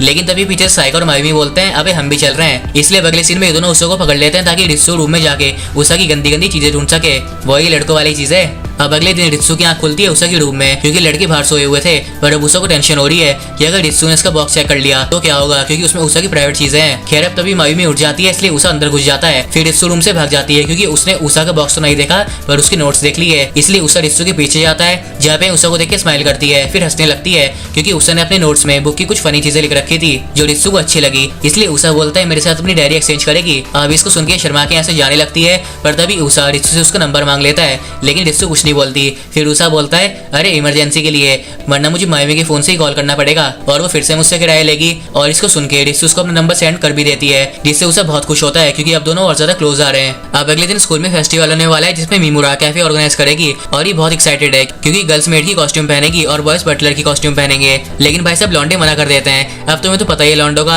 अपना अलग ही सीन रहता है। खैर अब गर्ल्स रित्सु को भी अपने साथ ज्वाइन करने बोलती है, जिसके बाद घर पे भी सब रित्सु को फेस्टिवल ज्वाइन करने बोलते हैं। लेकिन इसको तो शर्म आ रही है, क्योंकि रित्सु को फेस्टिवल में कॉस्ट्यूम पहननी पड़ेगी, जिसको सब देखना चाहते हैं। लेकिन रित्सु यहाँ पे किसी चीज को लेकर परेशान है, क्योंकि मीमुरा से इसकी बुक लेते हुए बात हुई थी, जिसमें इसको ऐसा लग रहा था मीमुरा बुक्स में इंटरेस्टेड नहीं है, बस एक्टिंग कर रही है। पर अब उषा बोलता है, अगर तुम दोनों बुक के बारे में बात कर रहे थे और मीमुरा ने तुझसे कोई बुक बोरो करी थी तो इसका मतलब उसको बुक पसंद है, सिंपल। रिप्लाई में मायूमी और साइका बोलते हैं, उषा तो कुछ ज्यादा ही अच्छा बन के दिखाता है, इसलिए मीमुरा के बारे में अच्छा सोच रहा है। खैर अब जो भी हो, अभी तो उनको फेस्टिवल पे ध्यान देना पड़ेगा, जिसमें दादी और साइका जाएंगे। पर उषा बोलता है, अबे वहाँ किसी स्टूडेंट पे लाइन मत मारियो, एज गैप का काफी फर्क है। रिप्लाई में शीरो बोलता है, मैं तो वहाँ जाके लड़कियों पे गंदी नजर डालूंगा। खैर मायूमी भी बहुत खुश हो रही है, क्योंकि टगामी इस पे लाइन मारता है। पर उषा बोलता है, टगामी तो दूसरी लड़कियों को सेट कर रहा है, और इसको सुन के मायूमी की झंड हो जाती है, और ये बोलती है, उषा मैं तुझे श्राप देती हूँ, तेरे एंटीना की हड्डी जैली बन जाएगी। हैं अबे पर वहाँ तो हड्डी होती नहीं। खैर अब अगले दिन गर्ल्स को टगामी से पता चलता है कि उषा कैफे में जॉब करता था, और इसको सुन के हमारे भाई को टगामी भी बहुत गुस्सा आता है। लेकिन अब गर्ल्स चाहती है कि उषा भी फेस्टिवल में ड्रेसअप होके टाकोयाकी सेल करे, जो कि खाने की चीज होती है। कुल मिला के बात बाबू ऐसी है कि गर्ल्स चाहती है कि हमारा भाई भी फेस्टिवल में पार्टिसिपेट करे, लेकिन उषा बताता है कि इसने तो वो जॉब कब की छोड़ दी। पर अब गर्ल्स नहीं मानती, उषा को तो ये करना ही होगा। अब तभी एक लड़की पूछती है, तू रित्सु के साथ घर जाता है क्या, तुम दोनों डेट कर रहे हो? और इसको सुन के हमारा भाई लाल हो जाता है, कुछ ज्यादा शर्म आ जाती है इसको कि बाकी लोग इसके बारे में ऐसे सोचते हैं। पर अभी कुछ भी नहीं बोल रहा, इसलिए गर्ल्स को लगता है उषा और रित्सु डेट नहीं कर रहे, इसका मतलब उसे फालतू में खुश हो रहा है। अब अगले सीन में मीमुरा रित्सु को उसकी बुक वापस लौटाती है, जो उसने रित्सु से पढ़ने के लिए ली होगी, और ये मीमुरा को काफी अच्छी लगी है, जिसको देख के रित्सु को उषा की बात याद आती है कि मीमुरा सच में बुक्स में इंटरेस्टेड होगी। जिसके बाद रित्सु ये बुक उषा के लिए लाइब्रेरी से बोरो कर लेती है। फिर थोड़ी देर बाद उषा रित्सु को देख के हाई करता है, लेकिन रित्सु ऐसे दिखाती है जैसे इसने उषा को देखा ही नहीं है, और ये देख के उषा को थोड़ा बुरा लगता है। लेकिन ये वापस अपने कैफे में चले जाता है कॉस्ट्यूम मांगने, जो इन्हें फेस्टिवल में चाहिए होगी। पर अब ओनर एक ही शर्ट पे इनको कॉस्ट्यूम देगी अगर उषा यहाँ पे वापस जॉब करने के लिए मान गया, लेकिन ये नहीं मानता। पर गर्ल्स बोलती है, अरे आंटी जी ये लो रख लो उसको। खैर अब कैफे में यहाँ पे हयाशी भी होती है, जो उषा से पूछती है, आज से वो गर्लफ्रेंड नहीं आई? रिप्लाई में उषा बोलता है, अबे वो मेरी गर्लफ्रेंड नहीं है, और इसको सुन के हयाशी चैन की सांस लेती है, अब शायद ये भी हमारे भाई को पसंद करती हो। खैर अब रात को उषा का कॉल आता है कि वो देर से घर आएगा, और ये सुन के रित्सु को बहुत गुस्सा आ रहा है, क्योंकि उषा के लिए बुक लाई थी। जिसके बाद ब्रेकफास्ट पे उषा बताता है कि आज ये रात का खाना नहीं खाएगा, क्योंकि उसको फेस्टिवल में बहुत काम है। अब रित्सु यहाँ पे उषा से बात नहीं करती है, और स्कूल में भी ऐसा ही होता है, ये उषा को देखती तक नहीं। लेकिन फिर ये उषा को बुक देती है, तब यहाँ पे एक लड़की आके उषा को थैंक्स बोल के इसको PSP देती है, जो उषा को कब से चाहिए था। अब ये दोनों यहाँ से चले जाते हैं, जिसको बेचारी रित्सु साइड खड़े होकर देख रही है। फिर अगले सीन में घर पे सब बात करते हैं कि आजकल रित्सु और उषा ज्यादा बात नहीं करते, क्योंकि उषा फेस्टिवल में बिजी है। रिप्लाई में रित्सु बोलती है ऐसा नहीं है। रिप्लाई में मायूमी बोलती है उषा को बुक्स पसंद नहीं है, उसको गेम्स और मंगा पसंद है। और ये सुन के रित्सु का फेस रोने जैसा हो जाता है, जिससे मायूमी सोचती है अबे मैंने क्या बोल दिया। इसलिए शीरो बात संभालने के लिए क्या बोलता है मुझे भी वीडियो गेम्स पसंद है, और इससे रित्सु और ज्यादा इमोशनल हो जाती है, जिससे मायूमी की फट जाती है। फिर दूसरी तरफ उषा का दिमाग खराब हो रखा है, क्योंकि ना ही इसकी रित्सु के साथ बात हो रही है और ना ही उसके साथ घर जा पा रहा है। इसलिए टगामी बोलता है अभी तो किसी और लड़की को सेट कर लेना। रिप्लाई में उषा बोलता है अबे मुझे तो रित्सु ही चाहिए, और अगर मैं उसकी क्लोज नहीं गया ना तो वो मेरे हाथ से निकल जाएगी। अभी फिर से सोचने लगता है कि रित्सु को इससे कोई मतलब नहीं है, ये दोनों वापस दूर हो रहे हैं। खैर अब अगले दिन फेस्टिवल स्टार्ट हो गया है, जिसमें बहुत सारे स्टॉल्स लगे हुए हैं और उषा भी अपने स्टॉल पे टाकुयाकी बना रहा है, जिसका पहला कस्टमर ही शीरो होता है, जिसको देख के उषा पूछता है अबे तूने क्या हाल बना रखा है। खैर अब ये तीनों भी फेस्टिवल में आ जाते हैं, जहाँ पे मायूमी उषा को बताती है शीरो को फेस इसने छुपाया था ताकि इसको कोई पहचान न सके। तभी यहाँ पे टगामी आ जाता है, जिसको देख के मायूमी हेलो करती है। फिर टगामी इसको चेयर पे बिठा के अपना खाना दे देता है, जहाँ पे उषा भी बैठा हुआ है, क्योंकि टाकुयाकी बनाते बनाते इसको बहुत पसीने आ रहे थे। खैर मायूमी भी गर्मी की वजह से अपनी दुकान खोल देती है, जिससे लौंडे पिघल जाते हैं। लेकिन गर्ल्स बोलती है हराम खोलो लार मत टपकाओ, काम कर लो जाके। और उषा बोलता है तुम दोनों अभी वापस घर चले जाओ। इसलिए सब लोग उषा को अकेले छोड़ के रित्सु के पास जा रहे हैं। तभी इसको मिडिल स्कूल वाले दोस्त मिल जाते हैं, जो उषा को बिल्कुल भी पसंद नहीं है, और ये दोनों बताते हैं कि हयाशी ने भी हाई स्कूल ज्वाइन कर लिया है, जिसको ये दोनों देखना चाहते हैं, क्योंकि वो बहुत ज्यादा मेकअप करती है। इतना क्या कि दोनों यहाँ से चले जाते हैं। तभी पीछे से हयाशी और ओनर भी यहाँ पे आ जाते हैं, जिसको देख के उषा की झंड हो जाती है। फिर अगले सीन में गर्ल्स कैफे में रित्सु यहाँ पे हेल्प करा रही है, लेकिन तभी मीमुरा इसको बटलर की कॉस्ट्यूम पहना देती है, जिसमें रित्सु की लड़का लग रही है, और इसको वैसे ही सारे कस्टमर हैंडल करने होंगे। पर अब रित्सु को बहुत ज्यादा शर्म आ रही है, लेकिन मीमुरा और सारी लड़कियां इसकी दीवानी हो गई। पर तभी अचानक से उसको अपने बगल में शीरो दिख जाता है, जिसको अपने साथ लेके चली जाती है, वरना इसकी बेइज्जती हो जाएगी।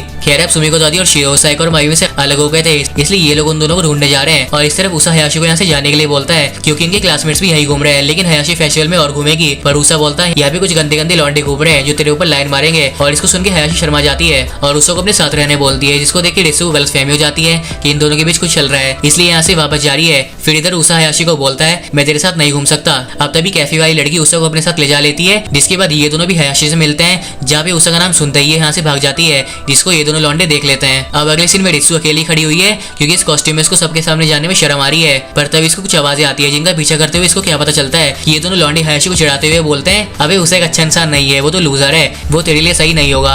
अब इस बात से हयाशी एग्री नहीं करती और इन दोनों को सुना देती है, जिससे अभी ये लड़की हयाशी का मेकअप उतार के उसकी जबरदस्ती वीडियो बनाएंगे। पर तभी रित्सु बीच में इसको बचा लेती है, इसलिए दोनों लड़के रित्सु के पीछे पड़ जाते हैं। लेकिन रित्सु यहाँ से भाग के अपने आप को क्लासरूम में बंद कर देती है, और जैसे ये बात उषा को पता चलती है तो ये सब कुछ छोड़ छाड़ के सीधा रित्सु के पास आ जाता है, वो भी मेड कॉस्ट्यूम में, जिसको देख के रित्सु बहुत हंसती है। लेकिन उषा बोलता है तू बाद में हंसी हो, ये बता तूने क्या पागलपंती करी अभी, और अच्छा हुआ तूने मुझे हेल्प का मैसेज कर दिया था, जिससे मैं यहाँ पे आ गया। खैर अब उषा बताता है कि इसने PSP गेम्स नहीं खेले थे, बल्कि इसने रित्सु की लाई हुई बुक रीड करी थी, जो उसको काफी अच्छी लगी है, और ये सब रित्सु की वजह से ही हो पा रहा है कि हमारा भाई इतनी सारी बुक्स रीड कर रहा है। खैर अब उषा यहाँ से वापस जा रहा है, वरना सब चिंता करेंगे। लेकिन रित्सु बोलती है मुझे बुक के बारे में और सुनना है, इसलिए रुक जाता है और दोनों बुक्स के बारे में बहुत बात करते हैं। फिर अगले सीन में फेस्टिवल खत्म होने के बाद दोनों साथ में घर जा रहे हैं, जब रित्सु बताती है कि वो भी उषा के साथ गेम खेलेगी। इतना बोल के सोचती है हम दोनों काफी क्लोज आ रहे हैं, और इसी के साथ ये एनीमे यहीं पे कंप्लीट हो जाता है। अब अगर वीडियो पसंद आई है तो जो मर्जी तुम्हारा कर दो, और ऐसी और वीडियोस देखने के लिए स्क्रीन पे टैप करो।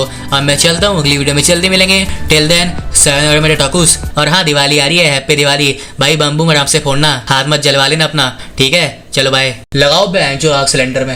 Happy Diwali, happy Diwali.